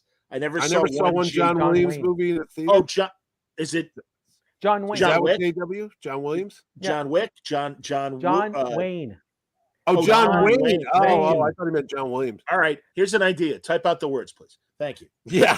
Thank you, Mr. No, because we were talking about John Wayne movies. Yeah. No, I get it now. I saw True Now I Grit get in it. theaters when I was but it's like, what are you doing, me man? too. You could tape out John Wayne. Thank you. No, when we were kids, when we were kids, they didn't have a zillion movies. I saw Butch Cassidy and the Sundance Kid. I saw The Sting because you know why? My mom wanted to go see it or my dad wanted to see it, so we'd all go together. And you didn't sit there and go, I want to go see this Disney picture because there wasn't a lot of movies to see. There was like one movie theater in town, and you saw whatever they had, and that was about it, And also, again, this is another broken record thing. The studios blew it with these streamers. Oh God! And now, and truly, as we know, I don't have a home theater. No, but I certainly have my friends that have movie screen size televisions. Yeah, and they don't need to go to the theaters. And again, when the damn movies, like you said, Mitch, seeing it for $30, I was shocked that I actually saw a matinee. Yeah, that was $15. Yeah.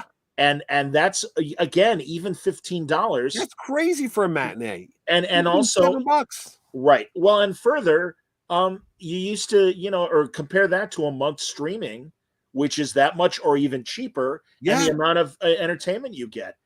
Man. Hollywood has really shot itself in the foot. Oh God, yeah. And then this whole date of release to when Warner Brothers started fucking it up when they did the same day in the theaters, same day on HBO. Don't do that. And then once you set that in the people's heads, precedent. They're going to expect it all the time now. They've learned that lesson that they don't hard. Do But but they still rush to. Good Lord, Avatar: The Way of Water premiered on HBO Saturday night. I know. And it's like, are you fucking kidding me? Well, I know you don't like the Flash movie. I did. It's on streaming this Friday. I saw it 2 weeks ago when I got back from LA. It's already on digital streaming. Well, but it's to rent or buy. Yeah, I know, but it's like it's not on Max. No, but it's not even. It probably be on Max 2 weeks after that. It's not even in theaters right now. I think they pulled it because it is, but it's. I mean, last weekend it didn't even crack the top 10. It's crazy. And the other thing, the problem is there's too many blockbusters every goddamn week. I was getting my hair cut. The guy said, "Oh, Transformers." I was like, "That came out?" He's like, "Oh, that came out last week." Yeah. The Fast and the Furious, which is another big franchise temple. That came and went. I was like, I don't see those movies, but usually they last a couple weeks, and they're out there. 1 week. That's all you have lately. It's Little Mermaid. Well, yeah, that's what I did. I made sure I got to see Transformers so I could see it in the big theater and get the sound and everything. And then you got Mission Impossible, which I'm going to go see. That's going to decimate everything. And then a week later, you got Oppenheimer, which I don't know what's going on with Oppenheimer. My kids have bought tickets for that thing already. I went to go get tickets for me and Ordway to go next week because we always go opening day. The whole IMAX theater was sold out. This is a movie about a guy who, spoiler alert, Mitch, there's a challenge out there. It's called the Barbieheimer, where you go see Oppenheimer and Barbie. Why would you go see Barbie to begin with? No, it's some type of challenge that's going around. They want you to go see Oppenheimer and Barbie, and that people are taking challenge. I thought it's because it's a Chris Nolan movie and he's good for spectacles. That's why I thought it was selling out. Well, no. I think a lot of it is also the hype by this challenge. Think of it. It's like the ice bucket challenge. Yeah, I know what you're saying. Yeah. Well, and also a movie that obviously is going to be this fun, ridiculous comedy versus this incredibly serious movie about the creation of the nuclear bomb. Atom bomb. Yeah. I'm like, wow, that's a downer. Dude, Mitch, I am so with you on that. I love Christopher Nolan. I love history. I have no interest in seeing this. Let's go watch how the guy made the gas chamber. How about the movie about the guy who invented the electric chair? I hear you. Why do I? And I said, visually it looks stunning because they show the atoms in the uranium dispersing, and then you're going to see the big bomb. Okay, it's great. And Cillian Murphy, I believe that's his name. Yeah, he's a good actor. Yeah, he's Scarecrow in the. He's Scarecrow. Yeah, he's in a lot of stuff. But at the end of the day, Blinders.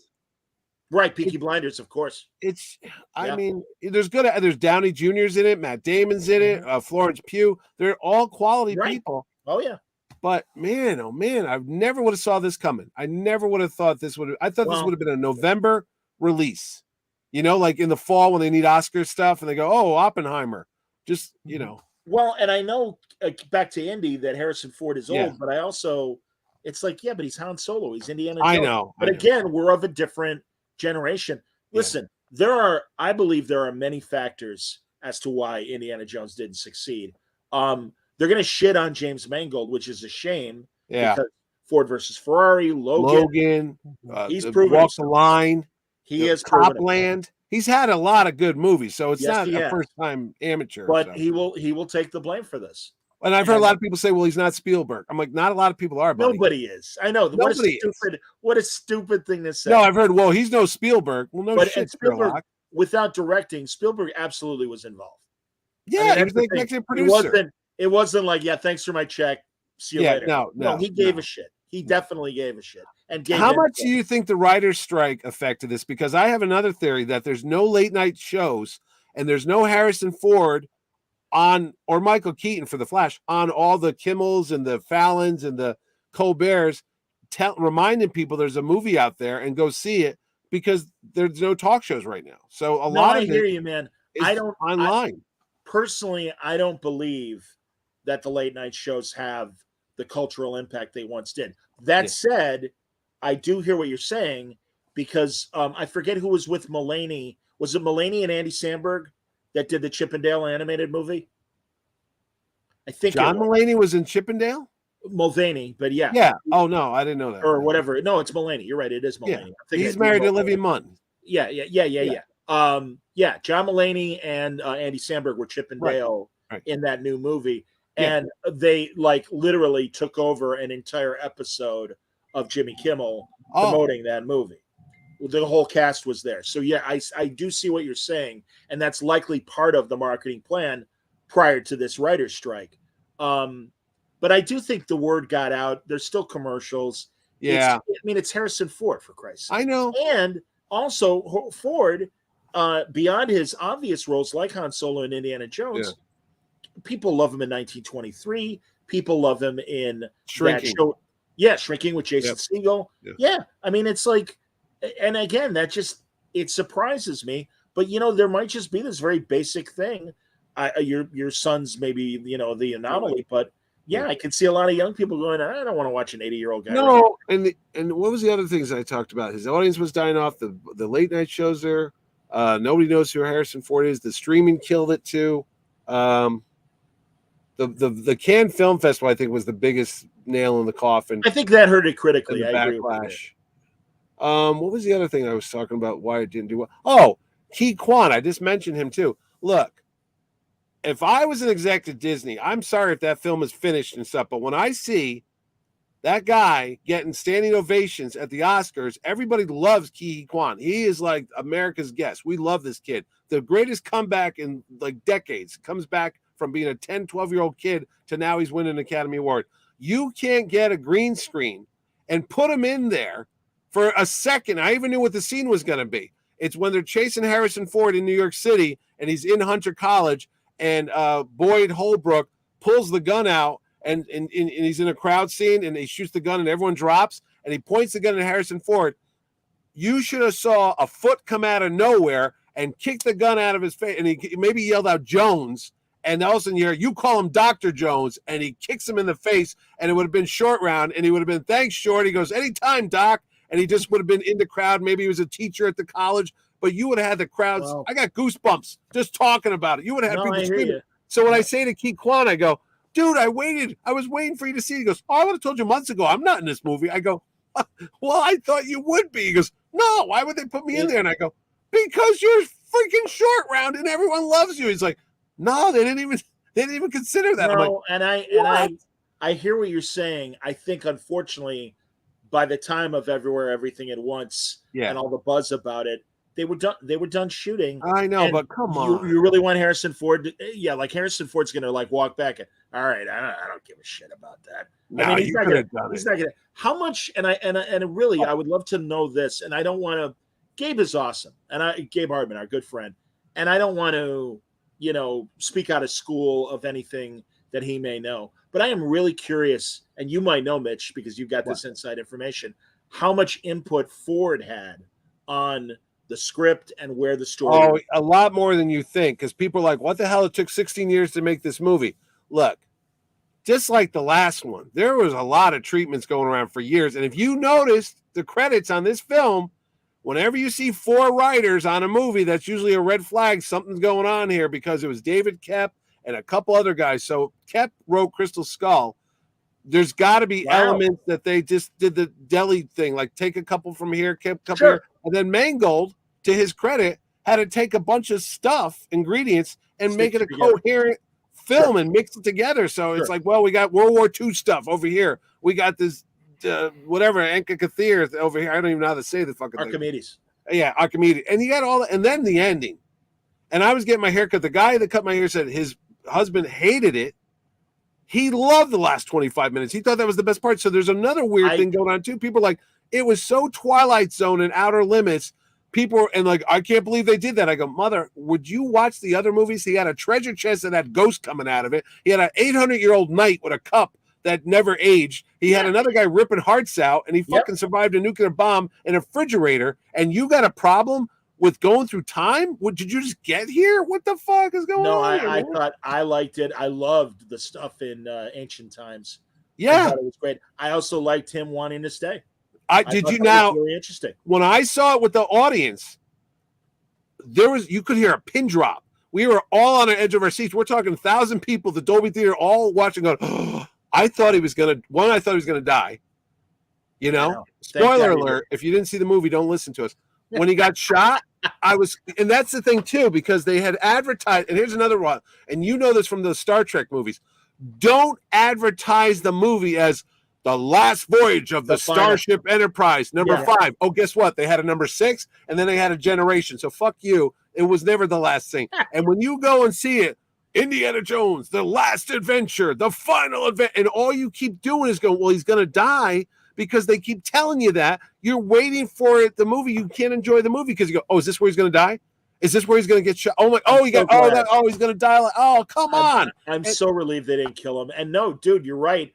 Guess what? I still haven't watched No Time to Die, the Bond movie, because I don't want to see James Bond die. Well, you don't see him die. But it's like a cloud over the whole movie, because you can't enjoy the movie because you're just waiting for that final moment. Like, oh, and when he's saying at the end he wants to die or stay there, I literally thought he was going to stay there. I'm like, but that also reflected back to the Last Crusade, where he wanted to reach for the cup, for the Grail. Yeah. And it was his father that brought him back, going, no. Or I thought, a weird thing, he was going to be Archimedes. I'm like, oh, fuck, I'm getting weirded out now. He's actually going to become Archimedes because he knows all this stuff, because it's a weird fucking, we'd watched enough Star Trek time loop shit that somehow he becomes the guy. I'm like, oh, or they replace each other, whatever.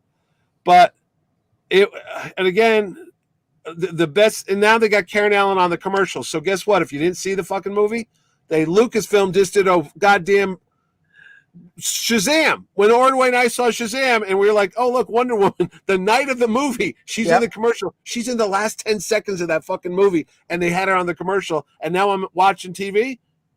Are you back? I'm like, what are you doing? I loved what they did with Marion, and I won't deny I almost cried. Yeah, I did. That last scene. I was like, I really, it was cute. Mm-hmm. I love that they brought back the whole it doesn't hurt here. Yeah, I know. That was fantastic. And it's, I've also read people are like, well, she should have been a bigger part of the movie. Listen, with all due respect, at one point she was. Allen, there was a script where she had more. Yeah, but maybe a scene at the beginning of her being angry at him or something. But again, Harrison Ford is the guy. Yeah. And as much as I love Marion and loved what she did in his first movie, and also, hey man, she's getting old. I don't know if I much would rather see a young, competent accomplice like Wombat. Rather than poor Karen Allen. Well, I mean, she is in good shape. She lives right up here in Massachusetts. She's about 72. Okay. I saw her up close. And let's just say there's not a guy out there who's not thinking, hey, what the hell? Hall pass. Oh, my God. 72-year-old Karen Allen. We fell in love with Marion. We fell in love with her. Hey, I got on that list, you got Christy Brinkley. Come on, there's a lot in there from the 80s. I'm saying Katie, your character on Animal House, no, she's adorable. That's right. But I get it. No, it is what it is. But here's how I would have. Okay, fan alert in Twilight Zone ending. There's no after credit sequence. That's the Marvel thing. Correct. But if I was in charge, you didn't have to get Shia LaBeouf back because there's a lot of bad blood. That's fine. You could have just shown the doorway of Indy's apartment. You could have saw 2 combat boots or army boots walk into the door just there, and a duffel bag drop on the ground, and you can hear a knock on the door, and you hear, Mom, Dad, I'm home, and you never see who it is. And I thought maybe Phoebe Waller-Bridge could have left a note 2,000 years ago and said, hey, someday, if this kid finds it, do not sign up. Back to the Future. Yeah, Back to the Future, exactly. Like, hey, are you ready to fly? I got to be honest. I like what they did with Mutt. Did you really? Yes, because I don't want Mutt movies to happen. Did you think that was a hard call to make when they were sitting there going, wow, this kid off screen, his antics have been a little... I don't know, but I'm just glad for the solution because... Really? I think it underlined how he's frustrated. Yeah. And know that, I mean, that scene when he's talking... That's the best scene in the movie. Phoebe and stuff. And it's like, what happened with your son? And was he... Was he trying to impress you and all that? And nope. And it's heartbreaking. That's another tear. I was in a movie. I go, Harrison Ford's acting, ladies and gentlemen. That's an actor right now. Because he's like, I would have told him he was going to die and how his mother would have been heartbroken and they would have broken their. And I was like, Well, and also when they Yeah. pan through his New York apartment, Yeah, and we and then saw you that see the out flag. of focus picture of Mutt, and you had the triangle flag Yep. that Yep, from the coffin. the army does, the armed services do when you All the when services do that. yeah.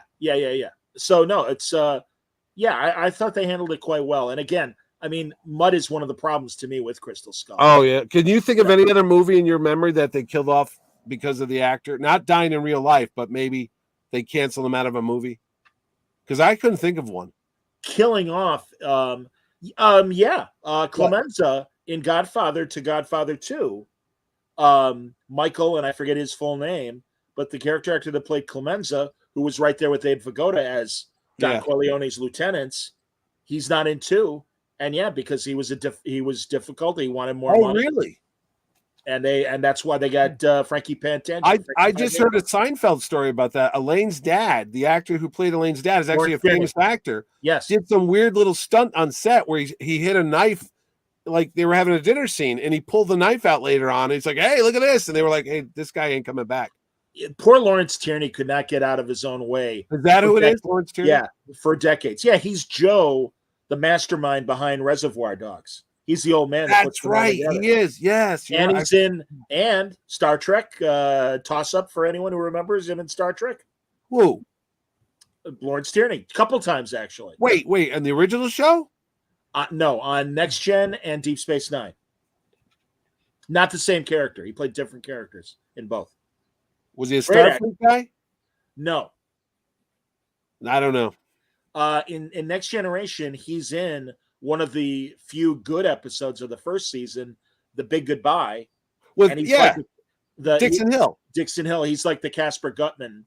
Bob Costanza's in that too. I'm Cyrus, whatever his name is, but his first name was Cyrus.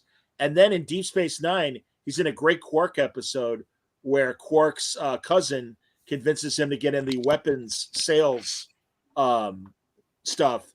Like get. He played a Ferengi? No, he played the head of a planet that was at war with another planet, and they're selling arms, and they're selling. He wanted some sort of like biochemical dirty bomb or whatever that was going to kill millions, and Quark is appalled.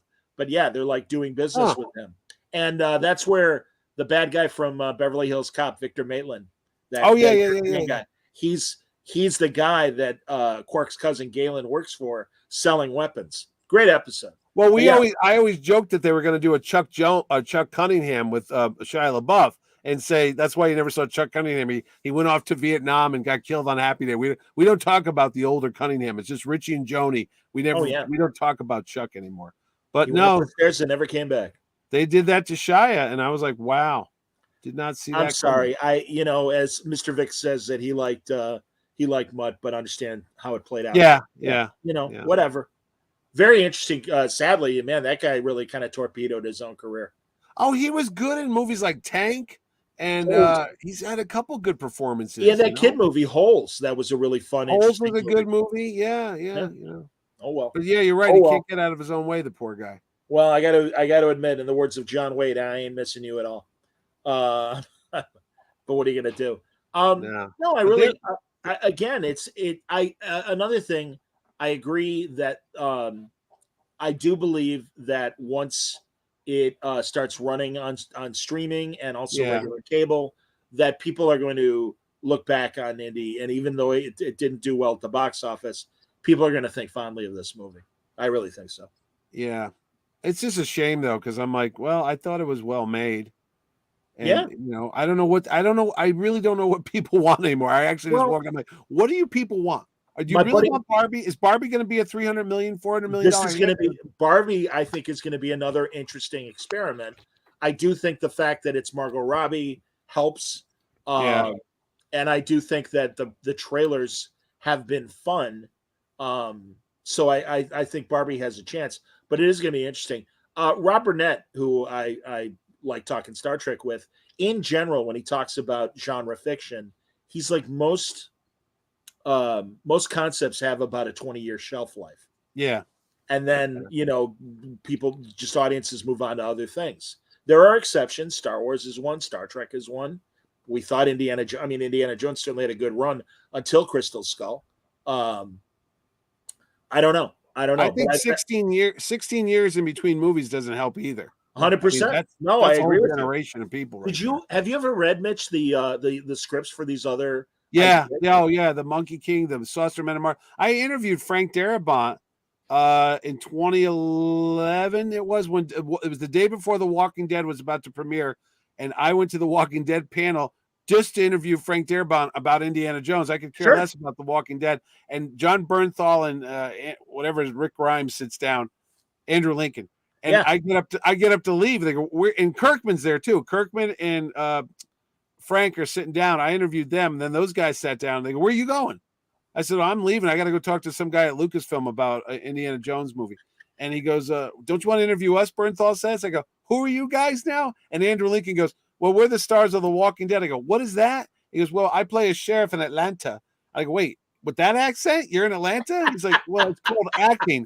And I go, "Well, good luck with that show, guys. It's about zombies? I don't like that shit. I hope it works out for you." And Bernthal goes, "I hope so too, brother. I got a mortgage I got to pay for." I go, "Well, good luck."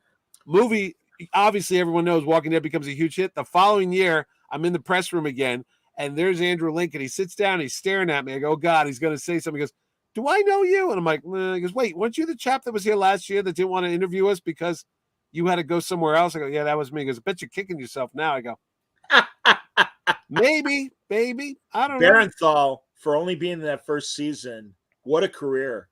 And truly, it was him being Shane in Walking Dead where I'm like, who's that guy? Right. And then I saw that movie that he made with The Rock and Barry Pepper called Snitch.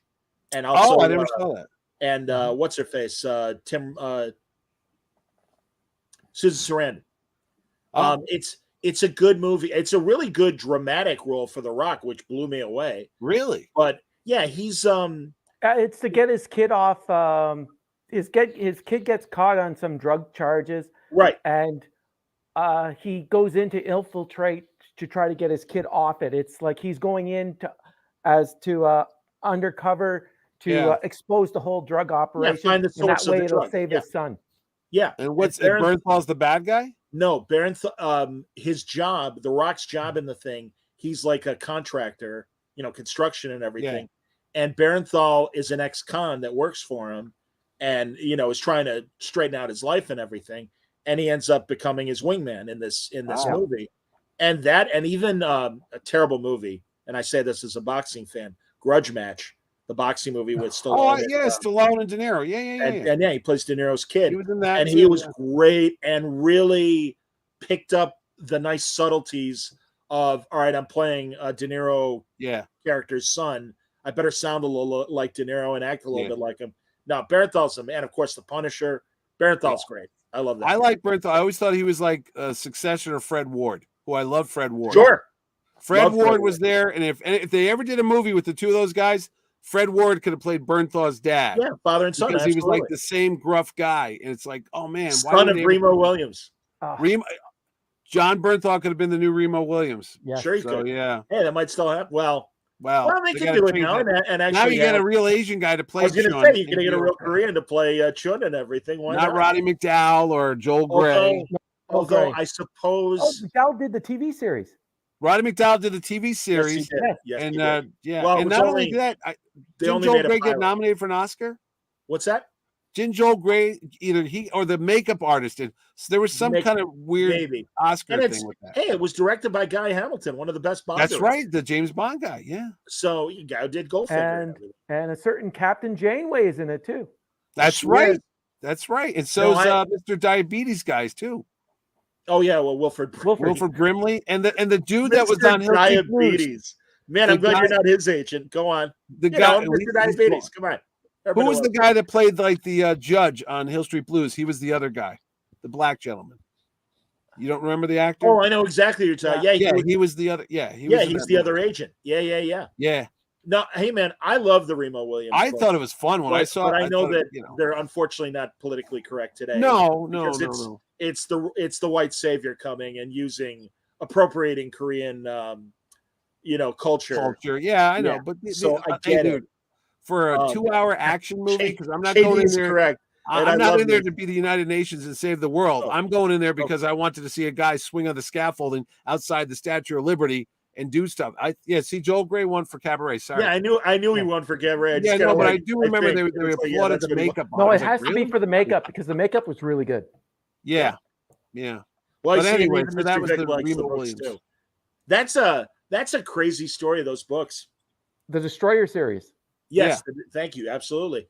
They were created because the publisher was killing it on bodice ripping romance novels. Yes. And someone's like, "Hey, let's come up with a series for men." Well, I thought Here's it was the sort of best the part. take on Mac Bolan, the Executioner. Yes. Years ago, when I was the art director or creative director, I interviewed, this is in the early 2000s. I interviewed this woman for a copywriter position, and she came in with a resume back when we used to have to actually sit down and meet with people. There was no like internet. And I'm reading her resume, and she had the name, either it was Pinnacle or it was one of the little pocket novel companies. Yeah, paperback. Yeah. Right? And I said to her, "What did you do there?" Because it said ghostwriter or author.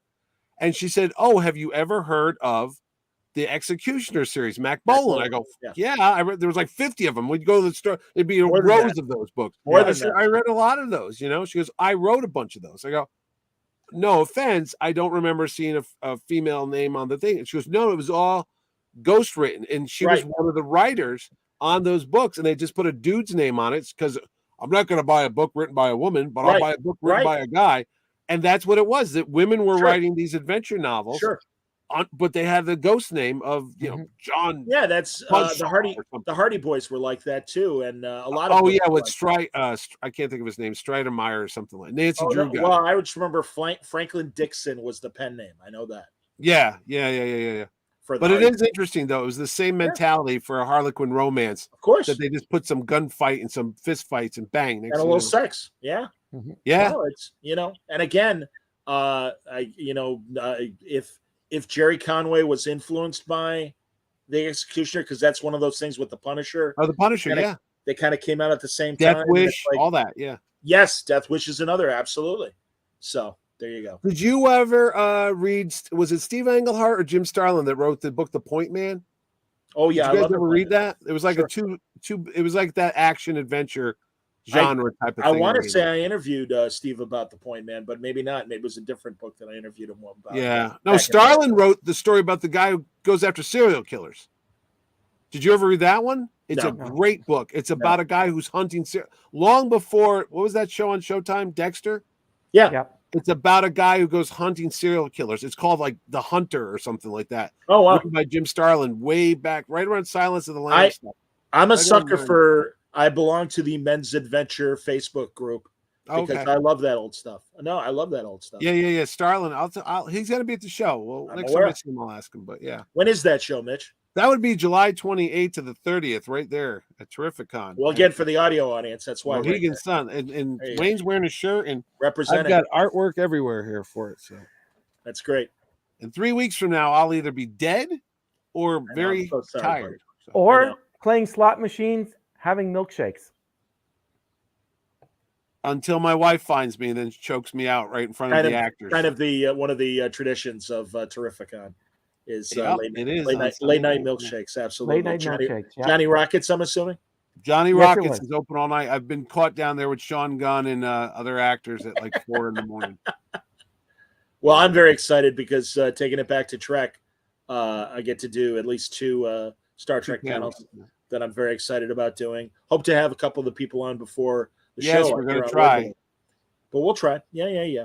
But I'm very excited. And thank you as always, Mitch, truly to let me do some of these fun things. And Young Indy will be there too. I'm actually hosting that panel. Sean Patrick Flannery.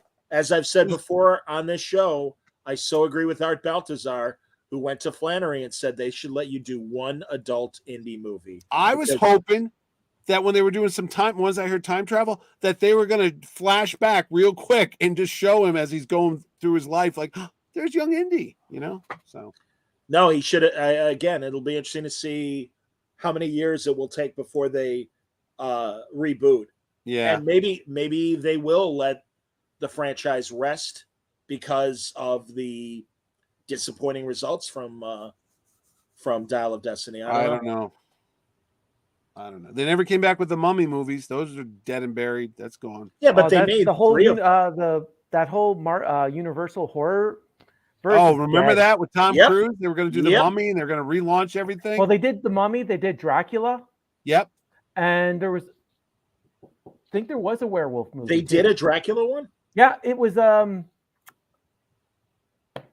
Yes, they did. They did? Yeah, I don't remember. there was a Dracula. It was all. It was part of the whole Rebooting the Universal Monster thing. rebooting the Yeah. Marvel. But the again, Universal Horrorverse. I understand. I understand the intent. I Yeah. just don't remember a Dracula movie. I just Yeah. remember the Mummy bombing. Yeah, it did bomb. There's a new it Dracula did movie. bomb. Now my There's a name new is Dracula movie coming out in a couple weeks. I saw the trailer when I watched Indiana Jones the other day. Well, It all it's the Dracula again last is voyage of the Demeter. Yes, It all Dracula takes place is- on the boat, and it's like young Dracula. right. Well, on the Dracula is public domain, so anyone can make it. Oh, okay. Well, there Right. you go. But was it this Dracula? yes, it Untold? was Dracula Untold. Okay. I don't think I saw that one. I did. That good. Yeah, huh? it's listen. My feeling is as silly as those original Lugosi, Karloff. either Karloff or Glenn Strange Frankenstein. Those are the images we have in our head, and I think you can play with Dracula and certainly make him more contemporary. Frankenstein monster's got to look like Karloff and Glenn Yeah. Strange. I'm sorry, it does, I think. Or Michael Sarrazin from the TV movie. I would get Robert De Niro from Crap. Kenneth Braga. I get Peter Crap. Boyle. Peter Boyle, bitch. I love Peter Boyle. Well, Young that was a Frankenstein. variation. That was a variation on Karloff and Glenn Strange, but I loved it. Yeah, I don't know, man. I don't know because I really liked. Oh God, and I'm blanking on his name. Jack Palance did an amazing Dracula. He did. Yes, he did. Yeah. I was going to say that That was a Dracula, I great think, one. is more malleable to, Yeah. tailored to. I mean, Frank Langella was a great Dracula. He was. for that matter. But I was trying to think that the cheap TV show. What, Dark Shadows? Hold on. It was because let me describe it first.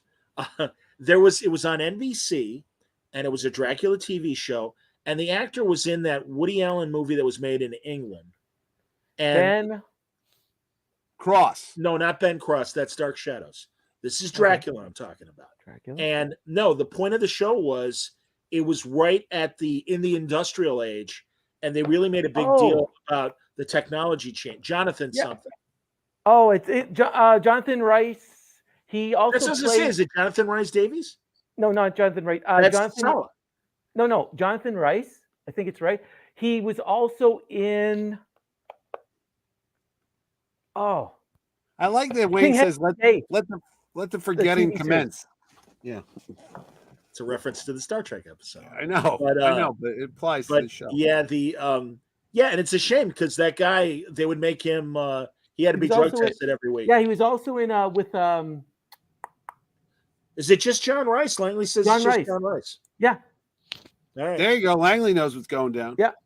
And he says he was in Mission Impossible 2 or 3. 3. I didn't remember him in 3. That's interesting. Gotta say, I'm curious about 7. I really, much like Spider-Verse, does it have to be part 1? Yeah. And I really think in today's, we'll see. I wonder if that's going to be a turnoff. No, today's Haley movie. Atwell's in it.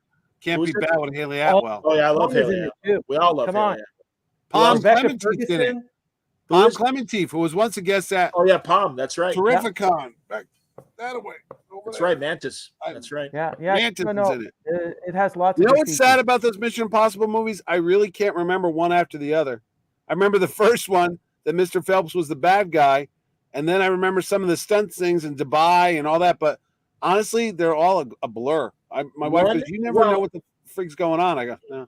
A good my buddy Scott Larson, great comic book creator. Visitations is the name of his original book. Yeah, he was texting me, and he knows how much I get angry about Trek, and he's like, "Well, Mission Impossible 2 was written by Ron Moore and Brandon Braga." That's right. And he goes, so like, and that 3 was written by Robert Orsi and Kurtzman. Yep. And he's like, so, they don't always suck. And I'm like, no, it depends on the franchise because Chris Chibnall, who's been the Doctor Who showrunner, was horrible with Doctor Who. However, he wrote Broadchurch and he wrote Life on Mars, and those are very good shows. So no, man, it depends on the franchise. Do you get it? Michael Chabon is a wonderful author, but I hate all of his Star Trek instincts. And Orsi wrote Cowboys and Aliens, which sucked. Yep. Harrison Ford. Yep. And Daniel Craig. Don't blame Christos Gage, who wrote the graphic novel. No, and so did Fred Van Lente wrote the that's what I meant. Yeah, Van Lente, not Chris. No. Yeah, Van Lente. And Jon Favreau made it, Mr. Mandalorian himself. So everybody strikes out once in a while. Yeah, man. No, and again, I hope that the studios are forgiving to Mangold and I think they will, because his track record is great. Yeah, they'll let you have one oops. I mean, Kyle Spielberg with 1941, which I love. I love 1941. Well, and it's not a perfect movie, but there's certainly enough good stuff in it. So, yes, I know Langley. Yes, indeed. Yeah, the graphic novel, indeed. Movies in it. Rick well Vike. aware that Kurtzman made the Dark Universe Mummy. Absolutely, he did. Stephen Bissett and Richard Veitch passed away, Richie. Yeah. Introduction by Steven Spielberg. Who knew? Mm-hmm. I interviewed Tim Matheson about 41, and we talked on Skype video, but I only released the audio. I didn't have the ability to record the video back then. And when I mentioned 1941, he winced, and I'm like, "No, Tim, love that movie." Well, that's right. I'm like, Tim, listen to me. First of all, you're great in it. Secondly, I'm like, it's not a perfect movie, but there's a lot of good stuff in that movie. Oh my God! Treat Williams is amazing in that movie. God rest his soul, Treat Williams. Indeed. Connecticut's own. I sat through that movie twice on the day I saw it. My dad was crying so much laughing. He missed a lot of the jokes, and we didn't have DVRs. And he says to me, "It's Christmas Day. We saw this on Christmas Day, 1980." Sure. He goes, "You want to watch it again?" I go, "Yeah." He goes, "Go in the bathroom and sneak in." Okay, so we're in the bathroom hiding out. He goes, "Come on, the usher's gone. Let's go." And we sat back down and we watched it all over again, back to back. And I go, "This day, I'm sorry. I should ask Spielberg about that. Where's 1942? I've been waiting 40 years, buddy." I'm blanking on the act. Lionel Stander from Heart to Heart. Oh yeah, from Heart to Heart. Yeah, he was the guy. Him and Ned Beatty. Yes. When Ned Beatty fires the gun and he's like, "Did I get him?" Close one, really close. No, the star of that movie is Eddie fucking Dreesen, buddy. Everybody. Hey guys, look, a Jap sub.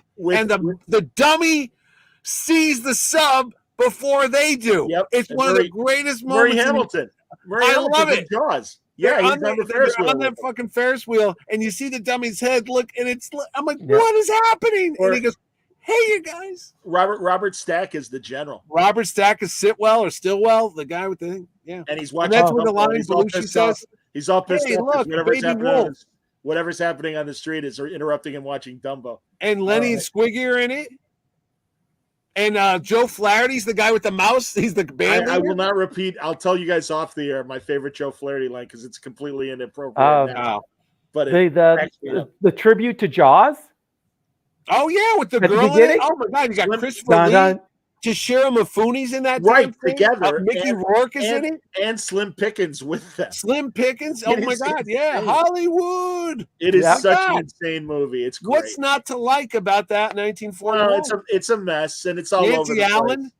Yes, and also Wendy Jo Spinder, the little girl. She's the one that's after. God rest her soul. Tree Williams. Stretch. Come back, Stretch. Yeah, come back to me, Stretch. Hilarious. The music's great. John Williams. That's one of the best things he's ever did. The cannons. The dance competition where the kid, wins and is going to win a contract of movies and stuff, but then he gets sucked into the war.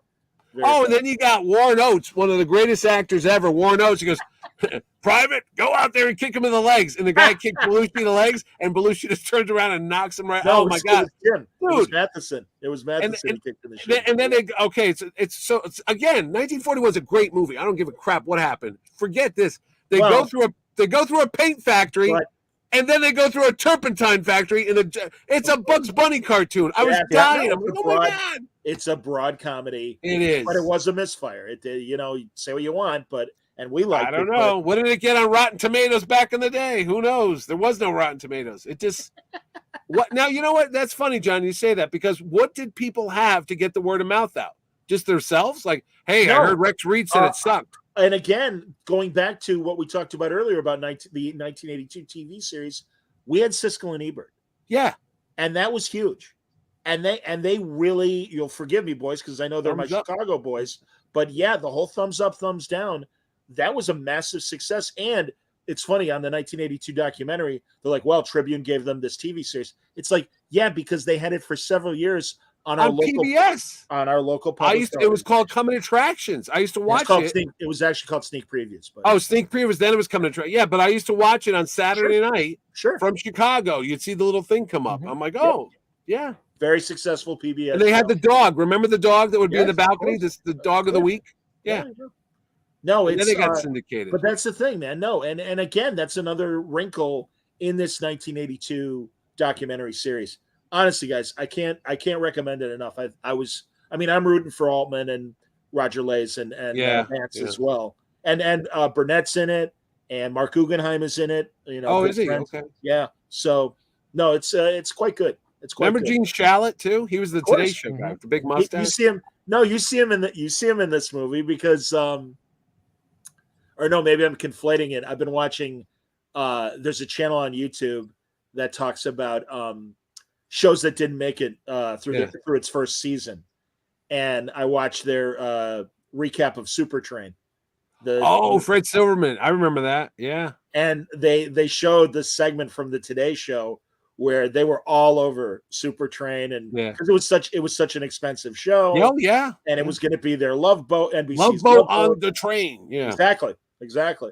And of course it failed, but no, it's a great 13-week theater, I believe is the name of the YouTube channel. And if you're a nerd like us, and remember, God, they have a great episode about the disco show that Gary Marshall made, Making It, from the song. Oh my God, I forgot about Making It. The Dr. Pepper guy, right?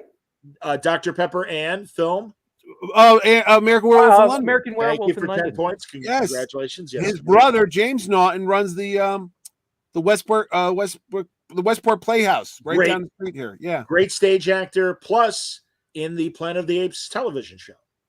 He and Ron Hunter, James Naughton and Ron Hunter, were the two astronauts that are running around with Roddy McDowell. James Naughton. He's the brother. Yeah. That's what I'm saying. Yes, that's what I'm Ron saying. Harper. Ron Harper and James Naughton. Yes. Okay. Yeah, you scared me for a minute. I'm like, oh my God, it is him.